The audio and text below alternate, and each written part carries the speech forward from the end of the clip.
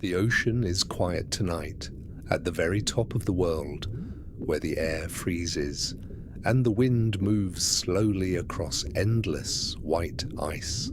There is a place few have ever seen, a place hidden beneath silence, beneath the Arctic Ocean, or something sleeps. The surface above you is not water, it is ice, thick, ancient, stretching farther than the eye can see, a frozen ceiling separating two worlds. Above, the cold air and drifting snow, and below, a darkness, waiting patiently. You stand at the edge. There is no sound, except the distant whisper of wind, no waves, no movement, just stillness. A stillness so complete, it feels like time itself has slowed down. And then, a quiet crack, soft but deep. The ice beneath you begins to shift, not breaking violently, but opening slowly, as if the ocean below is breathing. A narrow fracture appears, dark water revealed beneath pale blue ice. It does not rush, it does not move, it simply waits, calm, endless. You step closer. The cold deepens, the air grows heavier, and for a moment, you hesitate, because something about this place feels ancient, feels untouched, as if no one was ever meant to see what lies below. But the ocean calls quietly, not with sound, but with presence, a gentle pull, drawing you closer, and slowly, you begin to descend. The moment you pass beneath the ice, everything changes. The world above disappears instantly. The light fades, and the silence becomes deeper, heavier, almost alive. Above you now, the ice glows faintly, soft blue light filtering through its frozen layers, like a distant sky, seen from another world. Below you, there is only darkness, an endless black. So vast, it feels like falling into space. You move deeper, slowly, without resistance. The water is thick with stillness, no currents, no sound, only the quiet rhythm of your descent. Tiny particles drift around you, barely visible, like dust in a forgotten room, suspended, motionless, as if even time has chosen to rest here. And yet, you are not alone. There is a feeling, difficult to explain, a presence far below, something vast, something patient, something that has remained here long before the ice formed above. It does not move, it does not rise, it simply sleeps. The deeper you go, the colder it becomes, not sharp, not painful, but quiet. A cold that surrounds you gently, like the ocean itself is holding you.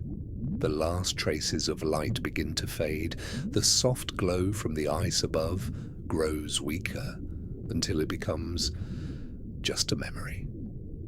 Now you are suspended between worlds, above the frozen silence, below the endless dark, and somewhere in that darkness, something waits, not hunting, not watching, but dreaming. A slow, ancient dream, carried through time, hidden beneath ice, hidden beneath oceans, hidden from everything. You continue downward, drawn not by fear, but by curiosity, a quiet need to understand what sleeps beneath the Arctic Ocean. And as the darkness deepens, as the last light disappears completely, you begin to notice something, very faint, very distant, a glow, not from above, but from far below, soft, pulsing, alive, and slowly you drift toward it. The glow remains distant, soft, and slow, like a quiet heartbeat echoing through the dark. You move toward it without effort, as if the ocean itself is guiding you. The water grows darker now, heavier. The faint light from above has completely disappeared, leaving only endless night. And yet, the glow below grows slightly brighter. It does not illuminate the ocean. It does not reveal everything. It only whispers that something is there. Tiny shapes begin to form at the edge of your vision, barely visible, almost imagined.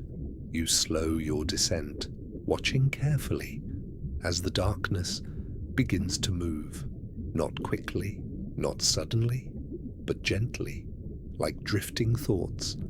The first creature appears, almost invisible, a soft, transparent form, floating without direction. Its body glows faintly, a pale blue, pulsing slowly, like it is breathing. It does not notice you, or perhaps it simply does not care. More shapes emerge all around you, silent, weightless, gliding through the cold. Some are small, no larger than your hand. Others stretch longer, their forms thin, delicate, like strands of light. Each one carries its own glow, soft colors, blue, green, sometimes a quiet violet. Together, they create a dim constellation suspended in the deep. Like stars, lost beneath the ocean, you drift among them, carefully, not to disturb their slow movement. One passes close to you, its body almost invisible, except for a faint inner light flowing gently through it. It moves without sound, without purpose, as if it has nowhere to go. And all the time in the world, the water here feels different, not empty, but filled with presence, a quiet, living stillness. You continue downward, and the glowing creatures follow, not chasing, not guiding, just drifting alongside you. The deeper you go, the more of them appear, layer upon layer, a hidden world revealing itself slowly and still. The distant glow remains far below, stronger now, but still unreachable. You begin to notice a rhythm. The creatures around you pulse in soft patterns, not together, but not completely separate either. A slow, natural harmony, as if the ocean itself is breathing through them. Time feels different here, slower, stretched, almost forgotten. You are no longer descending. You are drifting, suspended in a world that has always existed, but has never been seen. And yet, that feeling returns.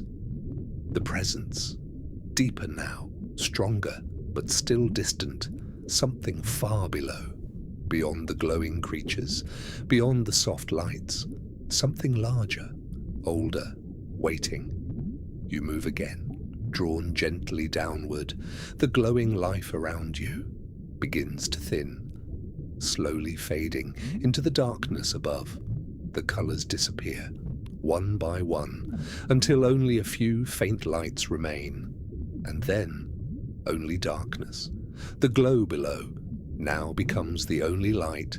It pulses slowly, steady, calm, but there is something different about it. It does not drift like the creatures above. It stays in place, and as you move closer, you begin to understand. This is not just light, it is coming from something that does not move, something resting in the deep. And as the darkness opens around you, as the distance closes, the shape begins to form, very slowly, very faintly, too large to see all at once, too still to fully understand, and in the silence, as you drift closer, you feel it again, that quiet certainty that whatever lies below has been here for a very long time, sleeping. The shape below you remains still, barely visible, a presence more than a form. You do not rush, you simply drift, closer, and as you descend, the darkness begins to change again. At first, it seems empty, still, silent. But then, very slowly, tiny points of light begin to appear, not like before, not scattered, not drifting.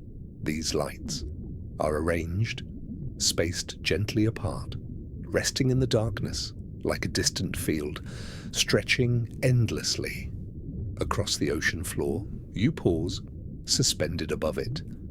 The lights flicker softly, one after another, not in unison, but in quiet patterns, a slow rhythm, too calm to notice at first, but impossible to ignore. You move closer, carefully, and now you begin to see them clearly. They are not lights alone, they are living, small forms, resting just above the ocean floor, their bodies faint, almost invisible. Each one glowing gently from within, a soft blue, like a distant memory. They do not swim, they do not drift, they remain where they are, as if anchored to the deep itself, a quiet forest of light. You pass slowly above them, and still. They do not react, no movement, no disturbance, only a steady, endless glow. The ocean floor beneath them is hidden in shadow. You cannot see the ground, only the soft illumination floating just above it like stars, resting on the earth of another world. Time feels slower here, even slower than before. Each second stretches, becoming soft, weightless, and for a moment, you forget how long you've been here. You forget where you began. There is only this place, this quiet field, this endless calm, and beneath it all, that presence, stronger now, closer. You can feel it, not through sound, not through sight, but through stillness, as if the ocean itself is aware of it. The glowing forms below begin to change. Their soft light grows dimmer, not fading completely, but lowering, as if something deeper still is drawing attention away from them. You continue downward, passing beyond the field of light, and one by one, the glowing forms disappear behind you. Their gentle illumination becomes distant until once again you are surrounded by darkness. But this darkness feels different, heavier, denser, not empty, but filled with something unseen. The glow below you has grown larger now, no longer just a distant pulse. It spreads slowly through the dark, revealing faint outlines, curves, edges, a surface, something vast, resting silently.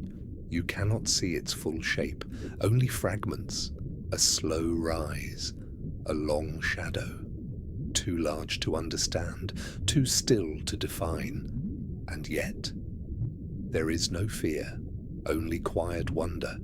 You drift closer, without sound, without disturbance, and as the faint light brushes across its surface, you begin to notice something, a texture, ancient, worn by time, not smooth, not sharp, but layered, like something that has existed far longer than anything above.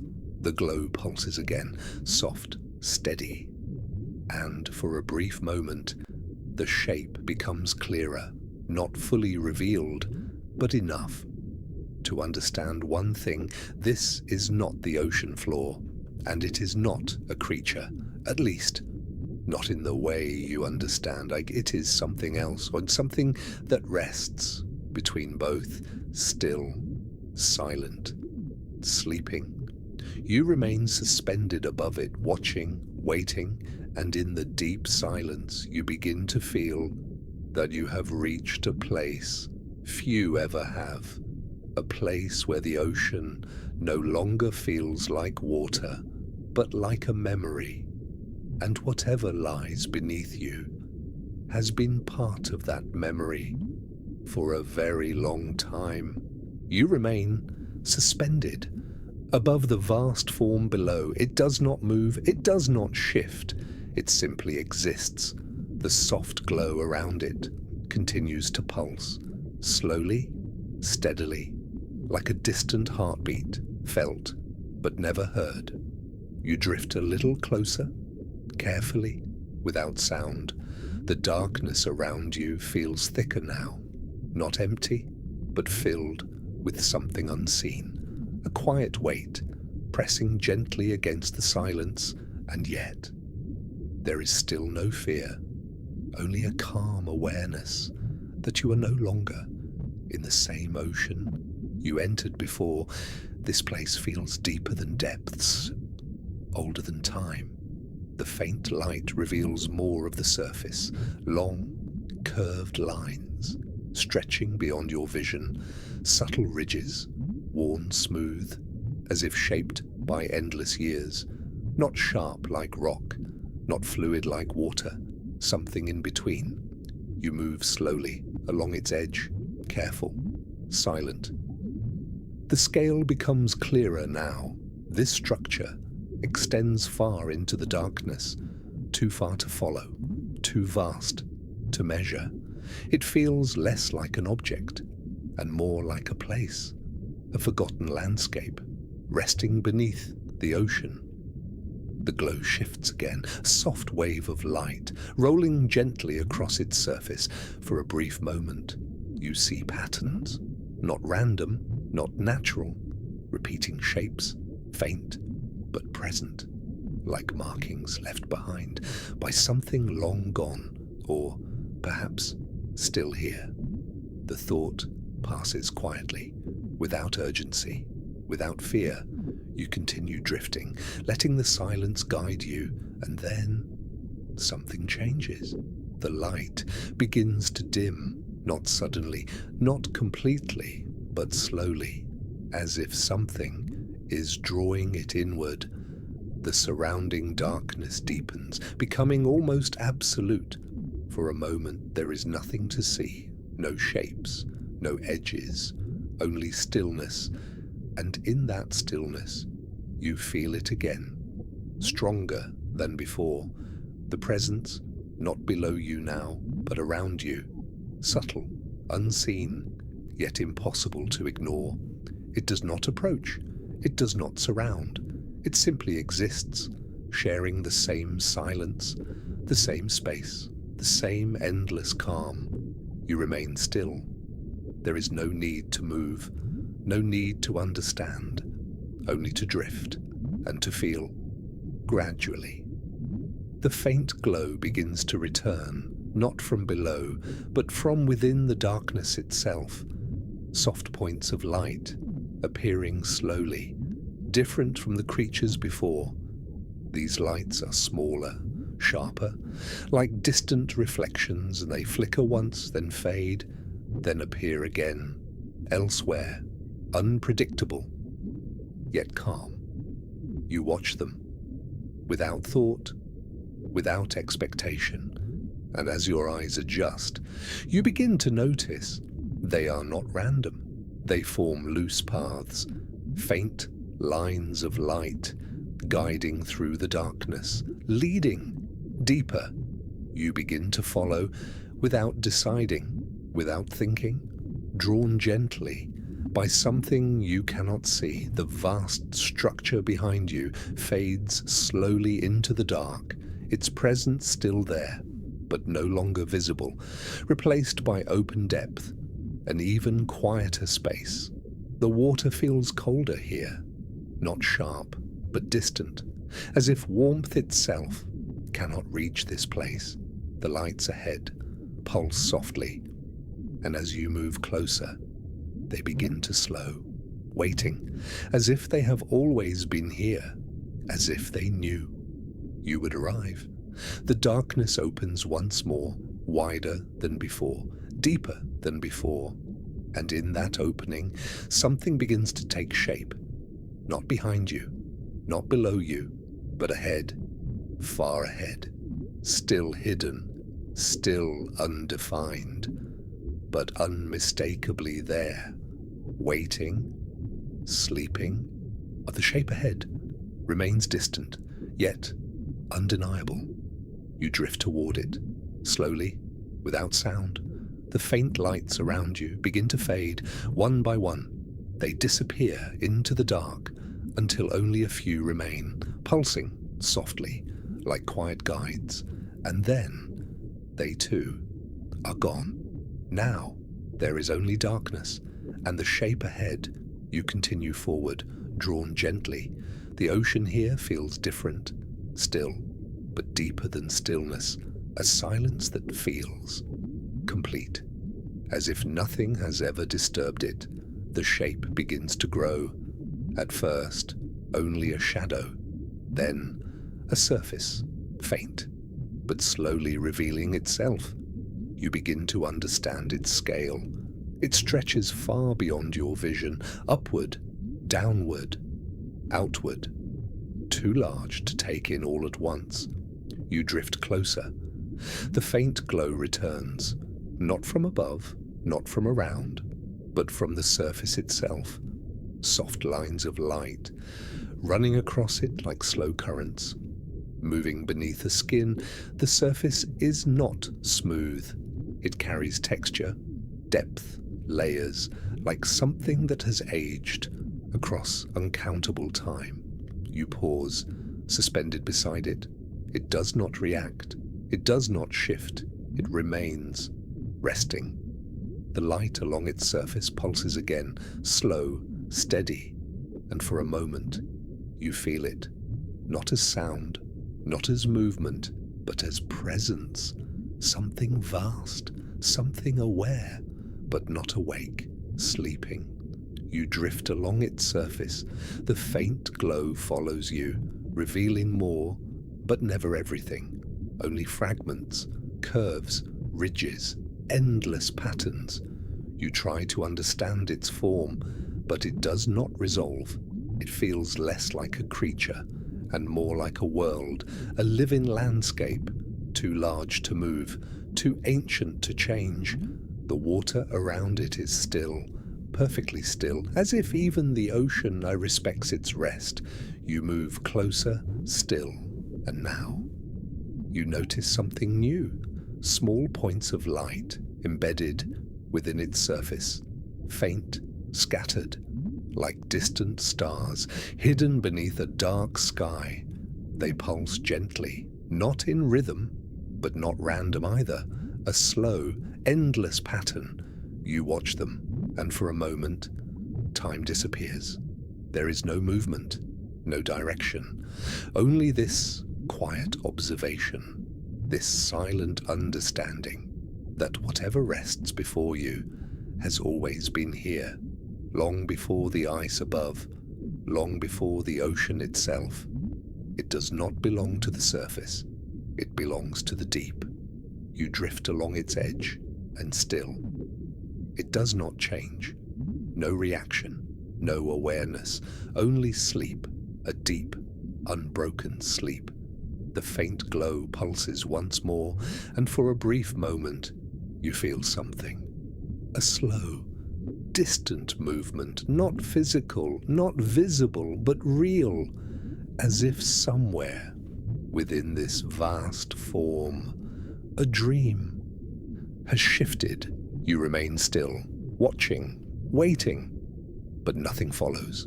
The silence returns, complete. The surface grows darker again. The faint lights dim, slowly, until only the outline remains, and even that begins to fade. The shape does not leave. It simply becomes unseen, returning to the darkness, where it has always been, sleeping. You begin to drift again, not away, not upward, but forward, as if the ocean is guiding you towards something else, something beyond even this. And as the last traces of its presence disappear behind you, the darkness ahead opens once more, deeper, quieter, endless. The vast presence behind you has faded into darkness, not gone, only hidden. You continue forward, drifting without effort. The ocean feels wider now, more open, as if you have passed through something and entered another place. There are no lights here, no creatures, no movement, only a deep, unbroken silence. You pause for a moment, suspended in the dark. There is no direction, no sense of above or below, only space, endless. And yet, you're still moving, slowly, almost imperceptibly, drawn forward. The water feels colder here, not sharp, not heavy, just distant, as if warmth itself has never existed. Time begins to lose its meaning. Seconds stretch, moments drift. There is no urgency, no destination, only the quiet continuation of your descent. And then something changes. At first, it is almost nothing, a faint shift in the darkness, not light, not sound, but a difference. You slow, watching carefully, and slowly, very slowly. The darkness begins to reveal a path, not a visible path, but a feeling, a subtle direction, as if the ocean itself is opening, guiding you. You follow, without question. The space around you becomes slightly narrower, not closed, not confined, but shaped, like a passage carved through the deep. You drift through it. The silence here feels different, more focused, as if it holds something, a memory or a presence that once moved through this place. You continue, and the darkness ahead begins to shift again. This time, there is light, very faint, very far. A soft glow, resting at the end of the passage, not pulsing like before, not alive in the same way, but steady, calm. You move toward it. The passage stretches, longer than it first appeared, the walls around you barely visible, smooth, silent, like something shaped by time, or something that has always been here. The glow ahead grows slowly, not brighter, but clearer. And as you approach, you begin to see shapes, not one, but many, tall, still, rising gently from the ocean floor. You slow your movement, watching. The shapes remain motionless. No movement, no sound, only presence. They stand in the darkness, like silent structures or something older. You drift closer. The faint glow reveals more, edges, contours, surfaces worn smooth. They are not creatures, and yet they do not feel like simple stone. There is something different about them, something intentional, arranged, not randomly placed, but positioned, as if they form something, a pattern, a place. You move between them, slowly, carefully. The silence deepens, becoming almost complete, as if even your presence is absorbed into it. The glow spreads gently across their surfaces, revealing faint lines, patterns, not natural, repeating, subtle, like marks left behind long ago, or perhaps still being formed. You pause again, suspended among them, and in that moment, you feel it, a quiet realization that this place is not empty. It has never been empty. It has only been waiting, waiting in silence, waiting in darkness, waiting for nothing and for everything. The faint glow pulses once, soft, gentle, and then the darkness ahead opens again, deeper still, calling you forward. You drift beyond the silent structures, leaving them slowly behind. Their shapes fade into darkness, softly, quietly, as if they were never truly there. The passage opens again, wider now. The ocean feels vast, endless, unmeasured. There is no edge, no boundary, only space. And then, very gently, the light returns. Not a single glow, not a distant pulse, but many soft points of light, appearing one by one, far ahead. You move toward them, slowly, without effort, without sound. As you draw closer, the lights begin to take shape. They are arranged, not scattered, not drifting, but placed in quiet patterns, rows, lines, open spaces, a formation, a design. You slow, and for a moment, you simply observe. The shapes around the lights begin to emerge, tall forms, rising from the ocean floor, more than before, many more. They stretch outward, in every direction, too many to count, too far to follow.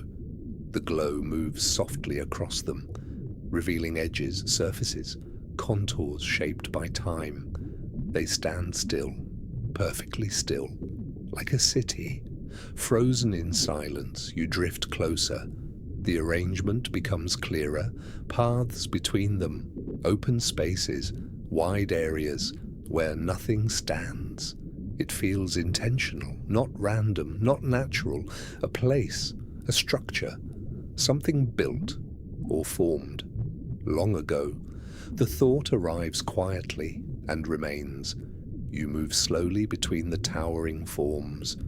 Your movement is gentle, careful, as if the silence itself should not be disturbed. Their surfaces are smooth in some places, textured in others. Faint patterns run across them, curving lines, subtle shapes, barely visible, like markings worn down by time, or something meant to be hidden. The glow pulses softly, moving across the structures like a slow wave of light. For a moment, the entire space is revealed, and you see it more clearly now. The structures are not identical. Some are taller, reaching higher into the darkness. Others are wider, spreading outward like quiet platforms. Some lean slightly, as if shaped by a force long gone, yet all of them feel connected, part of the same design. You drift deeper into the city. The light follows, soft, patient, revealing new paths, new formations.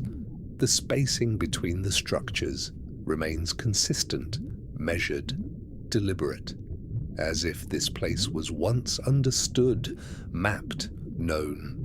The silence here is different, not empty, but full of something unseen, a quiet memory, a presence that lingers, not active, but never gone. You pause in a wide open space. The structures rise around you, tall, endless, encircling you in stillness, and for a moment, time disappears completely. There is no movement, no direction, only this place, this silent city beneath the ocean. You feel no need to leave, no need to continue, only to exist here for a while. And then, very gently, the light begins to fade, not suddenly, but slowly, one structure at a time. The glow recedes, edges soften, details disappear, until the city begins to dissolve, returning to shadow, returning to silence. You drift forward once more, leaving it behind.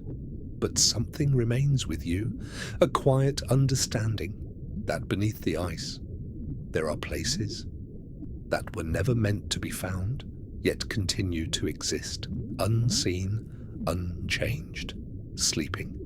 And as the last traces of the city fade into darkness, the ocean ahead opens once again, deeper, quieter, endless, waiting. The darkness ahead opens slowly, wider than before, deeper than before. You drift into it without effort, without a resistance, The ocean here feels different, not just silent but listening, as if the space itself is aware. You pause, suspended in a vast. There is no light now, no distant glow, only darkness, but not empty, never empty.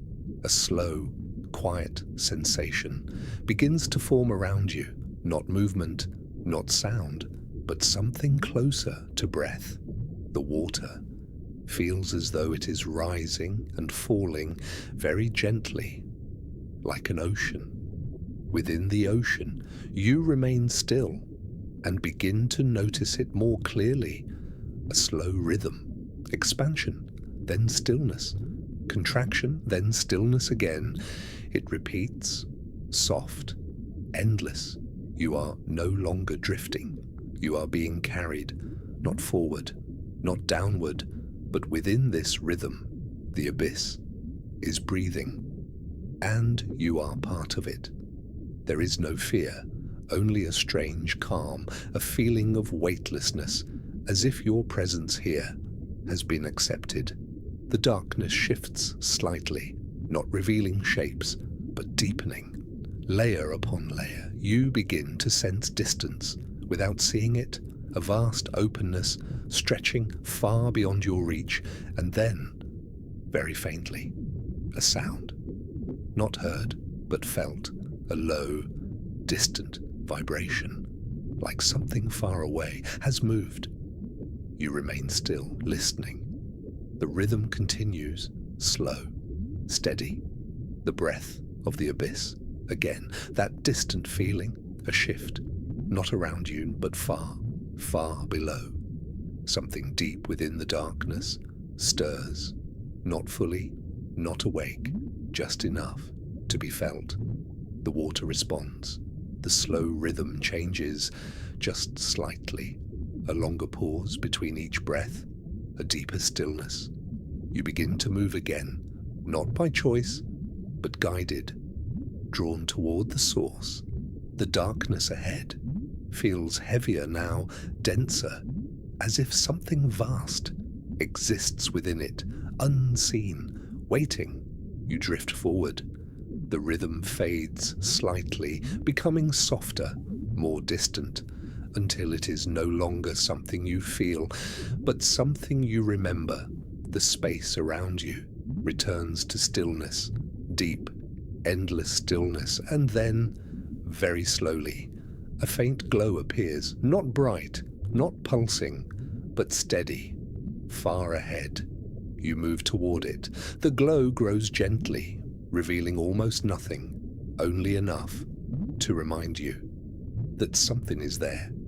The water grows colder, more distant, as if you are moving beyond everything that came before.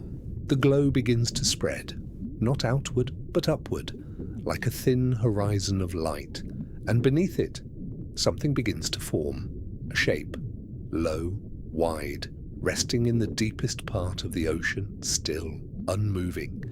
And as you drift closer, you feel it again, stronger now. The presence, ancient, endless, sleeping. The faint horizon of light remains far ahead, soft, steady, unwavering. You drift toward it, slowly, as though the deep itself has chosen your path. The darkness around you is no longer empty. It feels broad now, open, a vast chamber of still water, hidden beneath ice, hidden beneath time. The glow spreads gently, just enough to reveal the shape below, a plain, endless and quiet, stretching far into shadow. It is not flat, not completely. It rises in soft curves, then settles again, like frozen waves, resting on the floor of the world. You move lower, carefully, and the plain becomes clearer. Its surface is dark, smooth in some places, worn in others, marked by long, shallow lines that cross through the dust of the deep. They do not seem random. They travel beside one another, then separate, then return again, like paths, Old paths, so old that even the ocean has grown silent around them. There are no creatures here, no drifting lights, no movement at all, only the still plain and the soft horizon beyond it. You descend closer until the distance between you and the floor feels small enough to measure. Tiny particles lie across the surface, undisturbed. No current has touched them, no passing life has stirred them. It feels like a place, left exactly as it was. For longer than memory can hold, you continue above the plane, never touching it, only drifting over it, as if even the water knows. To remain gentle here, the lines in the floor deepen slightly, becoming grooves, then channels. Some are narrow, barely more than a shadow, others are wider, their edges softened by time. They bend slowly through the plane, curving toward the horizon of light. You follow them with your eyes, and then, with your movement, there is no sound. But something about these ancient paths feels familiar, not because you have seen them before, but because they seem to belong, as if this place was always meant to be followed in silence. The light ahead grows wider now, not brighter, only closer, and with that closeness, the plane begins to reveal more. Low shapes rise from it, far apart at first, then more often, rounded forms, motionless, half hidden in shadow. You drift toward the nearest one. It is vast, but worn smooth, its edges softened, as if countless years have passed over it like slow water. It does not resemble stone, not entirely, nor does it resemble anything alive. It simply rests, part of the plane, part of the silence. You move beyond it, and another appears, then another, scattered across the deep floor, like sleeping monuments. Some are long, some are circular, some rise only slightly from the ground, as though they are trying to disappear back into it. The horizon light continues to spread, a thin band, across the farthest edge of your vision, and for a moment, the entire plane seems to breathe with that light, not like the abyss before, not rising and falling, but holding a quiet pulse of presence. You slow again, suspended over the ancient floor. The channels beneath you now gather together. 3 become 2, 2 become 1, a single long path, cut through the center of the plane, leading toward the waiting glow. You follow it. There is no need to choose, no need to question. The path feels certain, older than certainty. The water here is colder than ever, yet softer, a distant cold. That asks nothing of you. Above, there is no sign of the ice now, no memory of the surface. Below, only the plane, the path, and the silent shapes resting in the deep. Time stretches again, long and quiet. It becomes impossible to know how far you have traveled, or how long you have been descending. Only one thing remains clear. You are nearing something central, something old enough to gather silence around it like a veil. The path ahead darkens for a moment, as though a larger form has crossed into the faint horizon glow. You stop, not from fear, but from wonder. The shape remains still, low and immense, barely outlined by the distant light. It is not one of the scattered monuments, not another rise in the plain. It is larger, wider, more complete, a resting presence at the far edge of the ancient floor. And as you drift forward once more, the plain beneath you grows quieter still, as if everything here every path, every worn shape, every silent line in the earth has been leading to this. The vast shape ahead remains still, low against the horizon. You drift toward it, slowly, as the ancient plain beneath you begins to fade into shadow. The long path you followed grows faint, then disappears completely, as if it has fulfilled its purpose. The water here feels different, heavier, yet calm. The silence deepens, not empty, but full of something unseen. You continue forward. The faint horizon light now rests behind the shape, outlining it gently. Its edges become clearer, wide, curved, not sharp, not broken, smooth, endless. You slow your movement, not from hesitation, but from something quieter, a natural stillness, as if this place asks you to move gently. The shape grows larger, expanding beyond your view. You can no longer see its beginning or its end. It feels like a boundary, a threshold, something that separates what you have seen from what lies beyond. You drift closer. The faint glow reveals its surface, dark, layered, marked by long flowing lines that move across it like memory, not random, not worn, but deliberate, as if something once traced them. Slowly, endlessly, you pause near its edge, suspended in the still water. The surface before you feels calm, unmoving, and yet there is a quiet depth to it, not physical but present, as though this place holds something within it, something unseen. You drift along its edge, following the gentle curve. The surface continues, unbroken, far into the darkness. You begin to notice subtle changes, faint openings, not holes, not gaps, but softer areas, where the surface seems thinner, more distant, as if it is not entirely solid. The glow shifts slightly, and for a moment you see through one of these spaces, not clearly but enough to sense another depth beyond this one, a deeper darkness waiting quietly. You remain still.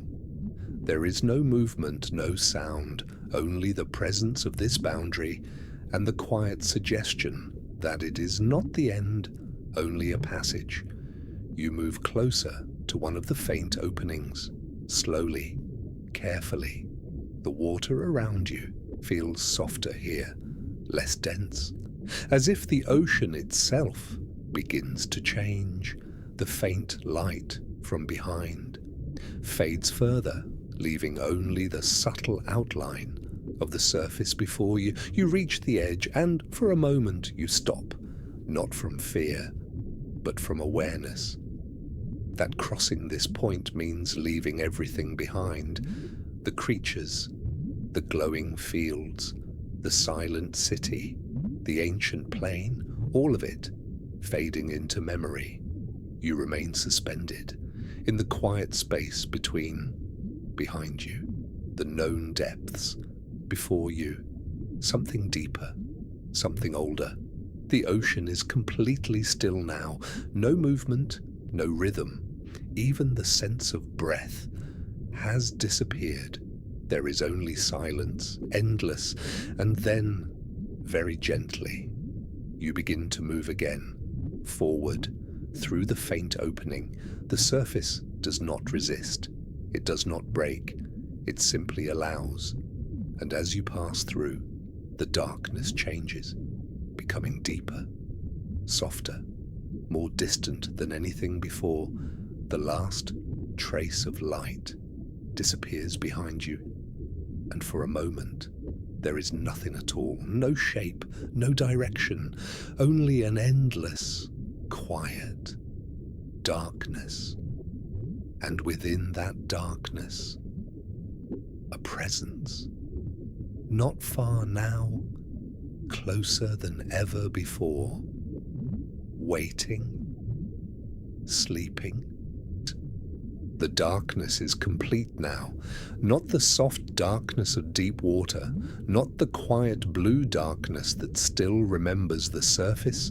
This is something older, something fuller, a darkness that doesn't feel empty at all. It feels settled, it feels ancient, it feels as though it has been resting here for so long that even time has learned to move more slowly inside it. You drift forward without effort.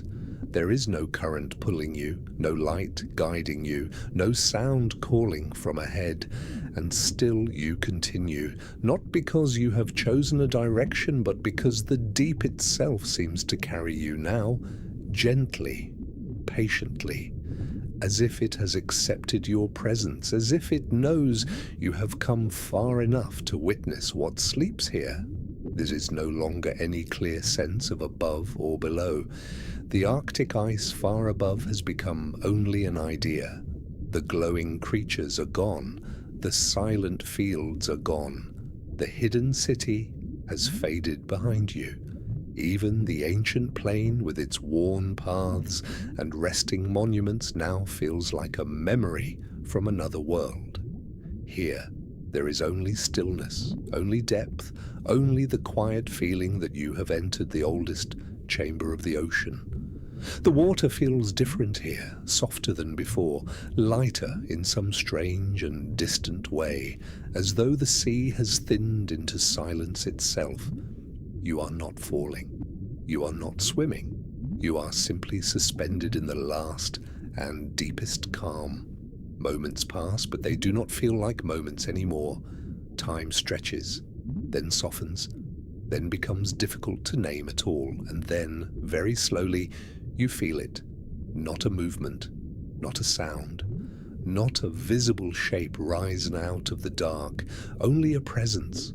Close now, closer than before, so close that it does not feel as if you are approaching it anymore. It feels as if you have already entered its silence. You remain still. There is no fear in you, only awareness, a quiet, widening awareness, the kind that comes when something is too large to understand and too calm to resist. The presence does not threaten, it does not wake, it does not turn toward you. It simply exists with such depth and certainty that everything around it seems to become even more silent. The darkness ahead begins to change, not with brightness, but with form. At first, it is only a suggestion, a faint interruption in the endless black, a shape too vast to see all at once, a contour that cannot be measured because it does not end where your sight expects it to end. You drift closer, and the form grows not clearer, but more certain. It is there. It has always been there. It fills the deep the way a mountain fills the horizon, except this is no mountain and there is no horizon here. Its scale is impossible.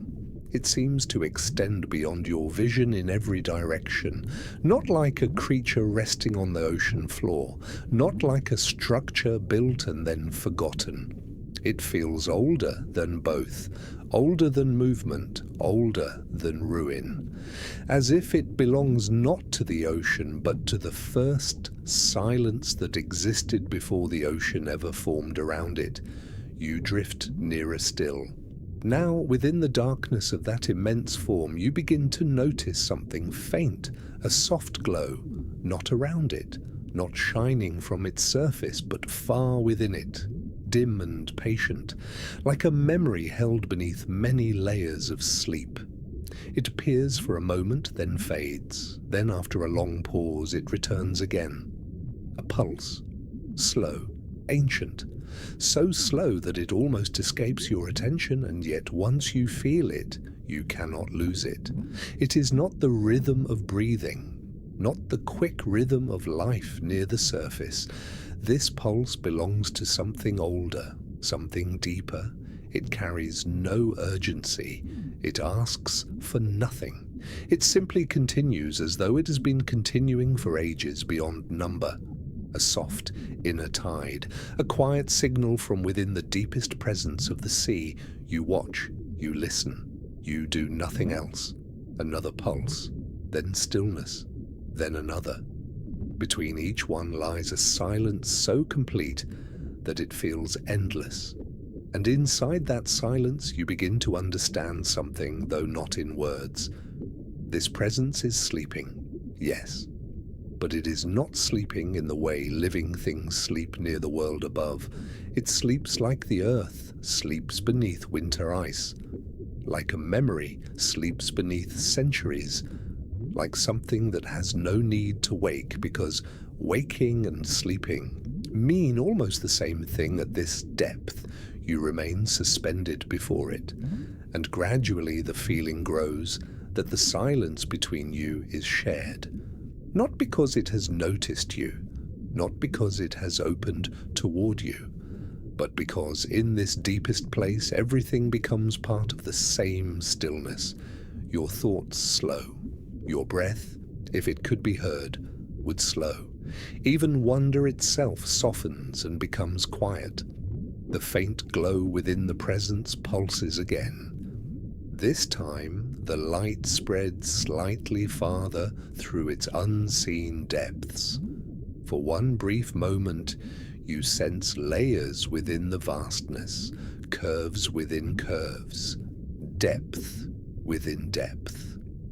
Not a single solid form, but something more immense and difficult to name. A sleeping enormity folded into itself through ages of darkness. Then the glow fades once more, and all of it returns to shadow. You do not move away, you do not move closer, you simply remain there, held by the calm of that ancient nearness. Nothing changes, and yet everything feels changed. The ocean around you has become perfectly still. No drifting particles pass before you, no distant light trembles in the water, no hidden current presses against your path. It is as if the entire Arctic deep has come to rest around this one final presence, as if all the silent places you pass through were only outer rooms, and this is the center, the oldest chamber, the last quiet threshold before mystery becomes complete. Then, after a long and unmeasured stillness, the inner pulse begins to soften, not stopping, never truly stopping, only growing fainter, more distant, as though the great presence is sinking once again into a deeper layer of sleep. The faint glow retreats into itself. The immense form becomes less certain. Its boundaries dissolve back into the endless black, and still, you know it is there. You begin to drift gently, carried not away, not forward, but simply within the stillness that surrounds it. The presence remains behind the darkness, unchanged, unmoved, endless, and as the deep settles around you once more, one quiet understanding remains. This place will always exist beneath the ice, beneath the Arctic Ocean, beneath memory, beneath history, beneath the last reach of light. And in that oldest silence, the deepest presence will remain exactly as it has always been, sleeping. The darkness remains around you, soft, now settled. No longer just a place you pass through, but a silence that seems to hold you gently in its depth. Behind you, though no shape can be seen, the great sleeping presence still lingers in your awareness, not as an image, not as a sound, only as a certainty, a vast, hidden certainty resting somewhere within the black water, beyond sight, beyond measure, beyond any name the surface world could ever give it. You do not turn back, you do not need to. Somehow, this deepest place has already entered you. Its stillness has become part of your own, and so you continue, drifting slowly through the ancient calm as though the ocean itself is carrying you from one chamber of silence into another. There is no hurry here, no destination that demands arrival, only continuation, only the soft passage of moments that no longer feel separate from one another. Time has almost dissolved completely now. It no longer falls in steps. It no longer moves in lines. It spreads around you like cold water in the dark, endless and without edge. Gradually, the darkness begins to shift again, not with brightness, not with motion, only with space. The water ahead feels wider, more open, as though the deep is unfolding, as though some hidden boundary has been crossed, and you are entering a place that has rested untouched for even longer than the silent chambers behind you. You drift forward into that widening dark. The ocean floor begins to return beneath you, though at first it is only a feeling, a faint nearness below, a subtle change in the emptiness. Then, very slowly, a dim suggestion of ground appears under the black water, not from light, but from absence. A quiet surface, where the darkness settles differently. As you descend a little more, the shape of the floor becomes clearer. It is broad, smooth in some places, softly uneven in others, like an ancient plain covered by the sleep of ages. No grooves disturb it here, no scattered monuments rise from it, no old paths cross its surface. This place is simpler than the regions before it, more complete in its stillness, as if everything unnecessary has long since fallen away, leaving only the calm center of the deep. You move lower, careful and slow. A faint dust of particles rests across the floor. They do not drift when you pass. They seem too deeply settled for movement, as though even the ocean has forgotten how to stir them. The plain below stretches outward in every direction, fading seamlessly into darkness. There is no visible end, no edge, no boundary, only a low and endless resting ground at the bottom of the Arctic world. And then, far ahead, you notice a difference. At first, it is only a darker darkness, a shadow resting upon shadow, something low and circular, barely distinct from the plain around it. You drift toward it, and its shape grows slowly clearer. It is not tall. It does not rise like a tower or a monument. It sits close to the floor, wide and still, like something that has chosen not to be seen. The nearer you come, the more it feels less like an object and more like a center of silence, a center of depth, a place toward which all the stillness of the ocean seems to gather. You continue forward. You remain suspended above the dark center for a long moment, and nothing changes. The faint bluish-grey glow still rests across the rings below, softly, patiently. It reveals just enough for you to feel the shape of this place, but never enough to fully explain it. The rings widen beneath you, layer after layer, quiet circles, fading into one another. They do not feel carved. They do not feel broken. They feel remembered. The Arctic deep around you is completely calm now. No creatures drift here. No distant lights tremble. No hidden current moves through the dark. Even the smallest particles seem to have settled far behind you.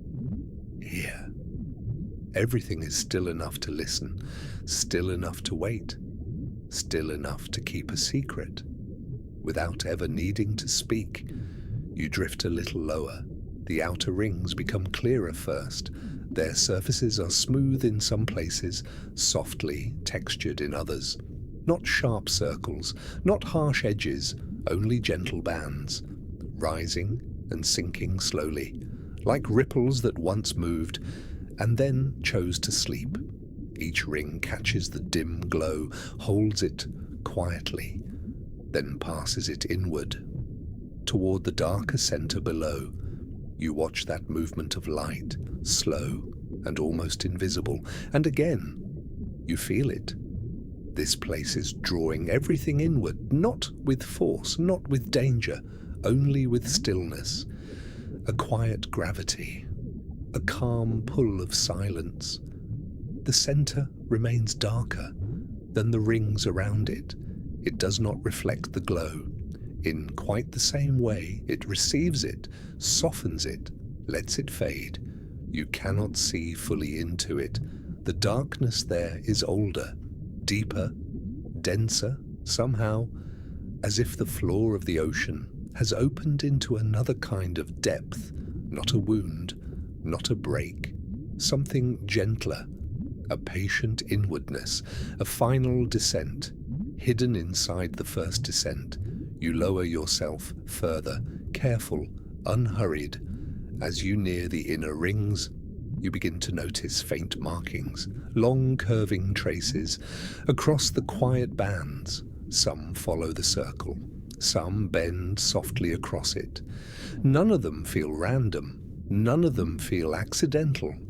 They look like the memory of movement, as if something once passed here, long ago, leaving not damage but presence, a touch of direction, a hush preserved in form. You move above one of the lines and follow it with your gaze. It curves patiently, disappearing into shadow, returning again where the glow is strongest. Its surface is slightly darker, raised in some places, nearly erased in others. Time has not removed it. Time has only softened it, made it quieter, made it harder to claim, and yet it remains. The nearer you drift to the center, the more those markings gather. What seemed scattered before now feels ordered, not rigidly, not mechanically, but with quiet intention. This place is not empty. It never was. It holds meaning, but not the kind the surface understands. Here, meaning does not shout. It does not shine. It sleeps in patterns. It survives in silence. The glow beneath you dims slightly, then steadies again. For one brief moment, the rings appear almost fluid, as if the ocean floor were made of dark water holding its breath, but nothing moves. The circles remain fixed. The markings remain fixed. The center remains still. Only your understanding changes. The longer you remain here, the less this feels like a shape in the ground, and the more it feels like a place of attention, a place where the deep ocean has been quietly looking inward for longer than history can remember. You drift lower still. Now the darkness at the center begins to open in subtle ways. Its edge becomes more defined, but never sharp. There is softness to it, a gradual inward curve where the rings descend and vanish into blackness. You can see now that the center is not flat. It is hollowed, not abruptly, not violently, but with immense patience. A broad circular depression, calm and dark, like the deepest part of a thought. No light can fully enter. There is no fear in you. As you look into it, only wonder and a tired peace. You have traveled too far through silence for fear to remain the same. Everything has softened here, even mystery itself. The unknown no longer feels sharp. It feels like sleep. It feels like a place. That does not need to be solved, only felt. You pause above the inner edge. The rings behind you fade slowly into shadow, and for a moment, your whole world becomes this. The dim glow, the curving bands, and the dark center below. Nothing else remains. Not the hidden city, not the ancient plain, not the great sleeping presence deep in the black behind you. Everything has narrowed to this final, quiet shape, this inward place, this resting center of the Arctic abyss. And then something changes, not in the rings, not in the water, in the darkness below. At first, it is almost too faint to trust. A softness within the black, a feeling of layers, a depth within depth. You remain still, and slowly, that feeling becomes clearer. The center below is not merely hollow. It continues farther than the glow can reach. The depression is only the beginning. Beneath that first visible descent lies another darkness, and beneath that darkness, perhaps another stillness, deeper still. The inner ring brightens, only slightly, only for a moment, but it is enough. You see the opening more clearly now, a smooth inward slope falling toward a place your eyes cannot follow, and at once a quiet understanding settles over you. Everything you have passed may have been guiding you here, to the rings, to the center, to the final place, where the sleeping ocean turns inward and disappears into itself. You remain. Above the inward slope, still, quiet. The faint glow around the inner ring has already begun to soften, not disappearing, only growing gentler, as if it has shown you all it was meant to show. Below, the opening waits, wide, dark, patient. It does not pull you, it does not call, it simply remains open, like a thought, left unfinished. In the oldest part of the ocean, you begin to drift lower, very slowly. The inner ring rises around you, then begins to fade behind you. Its soft curves, its faint markings, its quiet circles within circles, all of it becoming memory. Now, there is only the slope beneath you, smooth, silent, descending into deeper blackness. It is not steep, not harsh. It falls away with patience, like something formed over ages, not by force, but by endless stillness. You move carefully, without sound, without effort. The water grows colder here, but only in a distant way. A calm cold, a quiet cold, a cold that feels older than winter. The last trace of the ring above grows dimmer. Soon, even that soft glow is only a pale memory. At the edge of your awareness, ahead, the darkness deepens, layer after layer. Not empty darkness, not blank darkness, a depth-filled darkness, a darkness that seems to continue inward, farther than sight, farther than thought. You drift farther down the slope, and now you begin to notice that the surface beside you is changing, at first only slightly. The smooth floor becomes marked by long, shallow bands, not rings now, but flowing lines, running downward into the opening. Some lie close together, some spread farther apart, all of them quiet, all of them worn soft by time. They do not feel carved. They do not feel broken into the earth. They feel settled there, as if the stone itself has learned to rest in that shape. You follow one of the long lines, with your eyes, then with your descent. It leads deeper, always deeper, never turning back. And as you continue, a strange feeling comes over you that this is no longer merely a place below the ocean floor. It feels like a passage within silence itself, a hidden descent beneath every other descent. The Arctic Ocean, the frozen surface, the creatures of dim light, the sleeping plain, the city of silence, the great ancient presence, all of them feel distant now, as though they belong to higher layers, outer rooms, and this is the inner place, the last quiet chamber, not yet reached, but near. You drift lower still.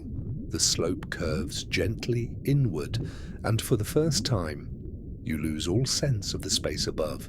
There is no trace now of the ring, of the floor, of the world behind you. Only the descending dark and the silent path beneath you. You are not afraid. You are too deep for fear to remain sharp, too far within stillness for anything to feel sudden. Even the unknown has softened here. It feels restful. It feels patient. It feels asleep. The water around you becomes even more still, if such stillness is possible. No particles move past you. No distant glow stirs at the edge of vision. No hidden current brushes the dark. It is as though movement itself has been left behind. And then, very faintly, you become aware of something ahead. Not a light, not yet. Only a difference in the darkness, a broadening, a quiet expansion, as if the inward path is about to open into another space. You slow, without meaning to. The smooth slope beneath you begins to level, just slightly. The flowing lines in the stone gather closer together, then fade. The darkness ahead remains unbroken, and yet you can feel a nearness there, awaiting, a chamber not yet seen. You drift onward, careful, silent, and now, at the edge of sight, a dim glow begins to form, so faint it could almost be imagined. Not blue, not green, not like the living lights you passed long ago. This glow is softer, paler, almost silver in its quietness. It does not pulse. It does not spread quickly. It simply rests ahead, thin and low, like light remembered through sleep. As you move nearer, the glow reveals the faintest outline of a wide open space. Beyond the slope, a chamber, perhaps, or a plane hidden deeper still. You cannot yet tell. You only know that the descent is changing, that the inward path is ending, and something new is waiting below. You pass the final curve of the slope very slowly, and the dim silver glow widens just enough to show the beginning of another silent world. And there, at the threshold of that pale and hidden space, you feel the deep grow quieter than ever before, as if even the ocean is holding its breath for what comes next.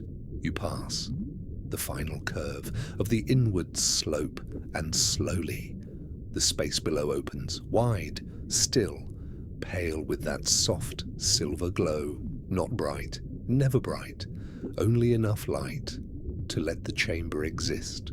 At the edge of sight, you drift forward, without sound, without hurry. Behind you, the descent within the deep begins to fade. The long, smooth slope, the flowing lines in the dark stone, the hidden path beneath the rings, all of it becoming quiet memory ahead. There is only this chamber, a broad open place, resting beneath the ocean floor, beneath the last known silence. The silver glow lies low across the ground, like mist made of light. It does not rise far. It does not reach the ceiling of the space. If there is a ceiling at all, it stays near the dark floor, spreading gently across a plain so calm it almost seems untouched.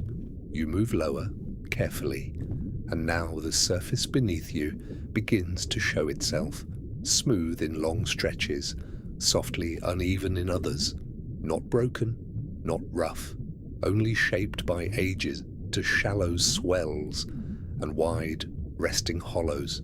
The pale glow gathers in those hollows, then thins again over the rises, as if the chamber floor is breathing light. Without ever moving, you drift onward.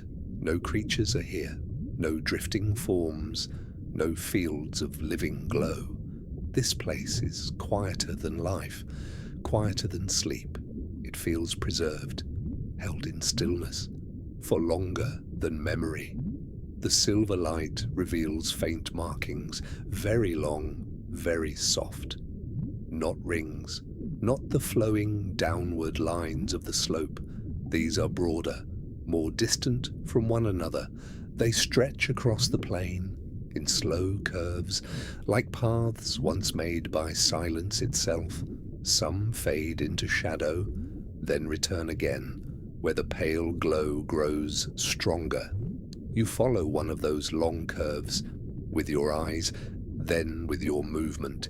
It leads deeper into the chamber, without urgency, without any sharp turn. Everything here is gradual. Everything here reveals itself by patience alone. The farther you drift, the more the chamber seems to widen.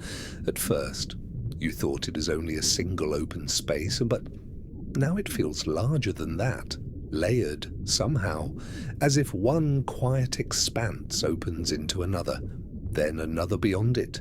The pale glow remains steady, never pulsing, never fading fully, only resting, as though this light does not belong to life, but to the chamber itself. You slow, far ahead. Something rises from the floor. At first, it is little more than a soft shadow, a darker shape within the silver calm, but as you draw nearer, its outline becomes clearer, low, wide, perfectly still. It does not stand tall like the silent city. It does not rest in scattered forms, like the ancient monuments of the plain.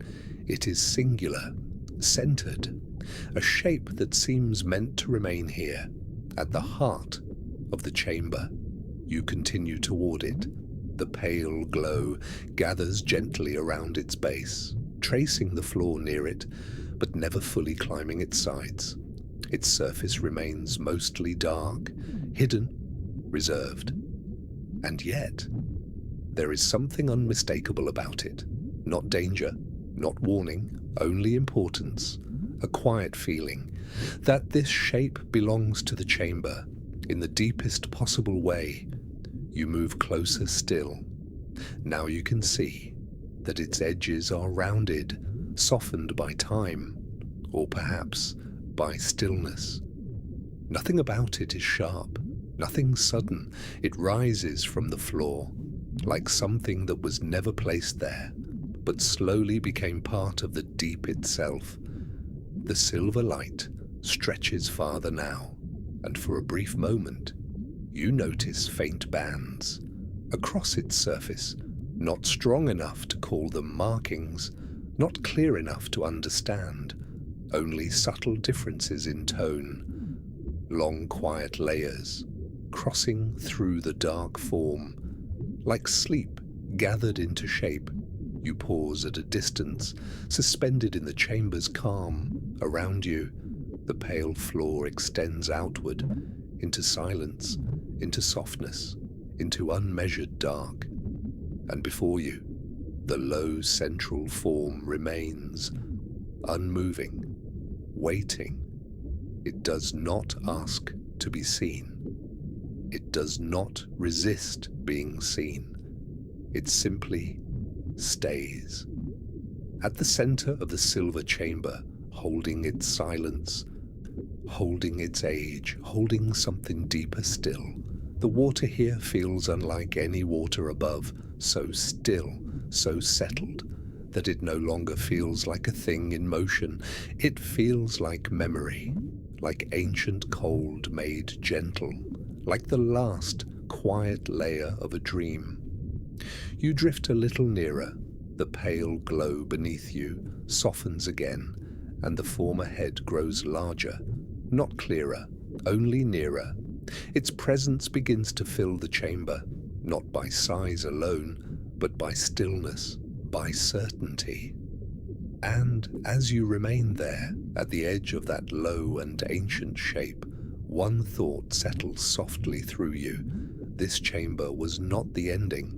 It was the place before the ending, the last open room, before the deepest secret of the Arctic deep begins to reveal itself, you remain.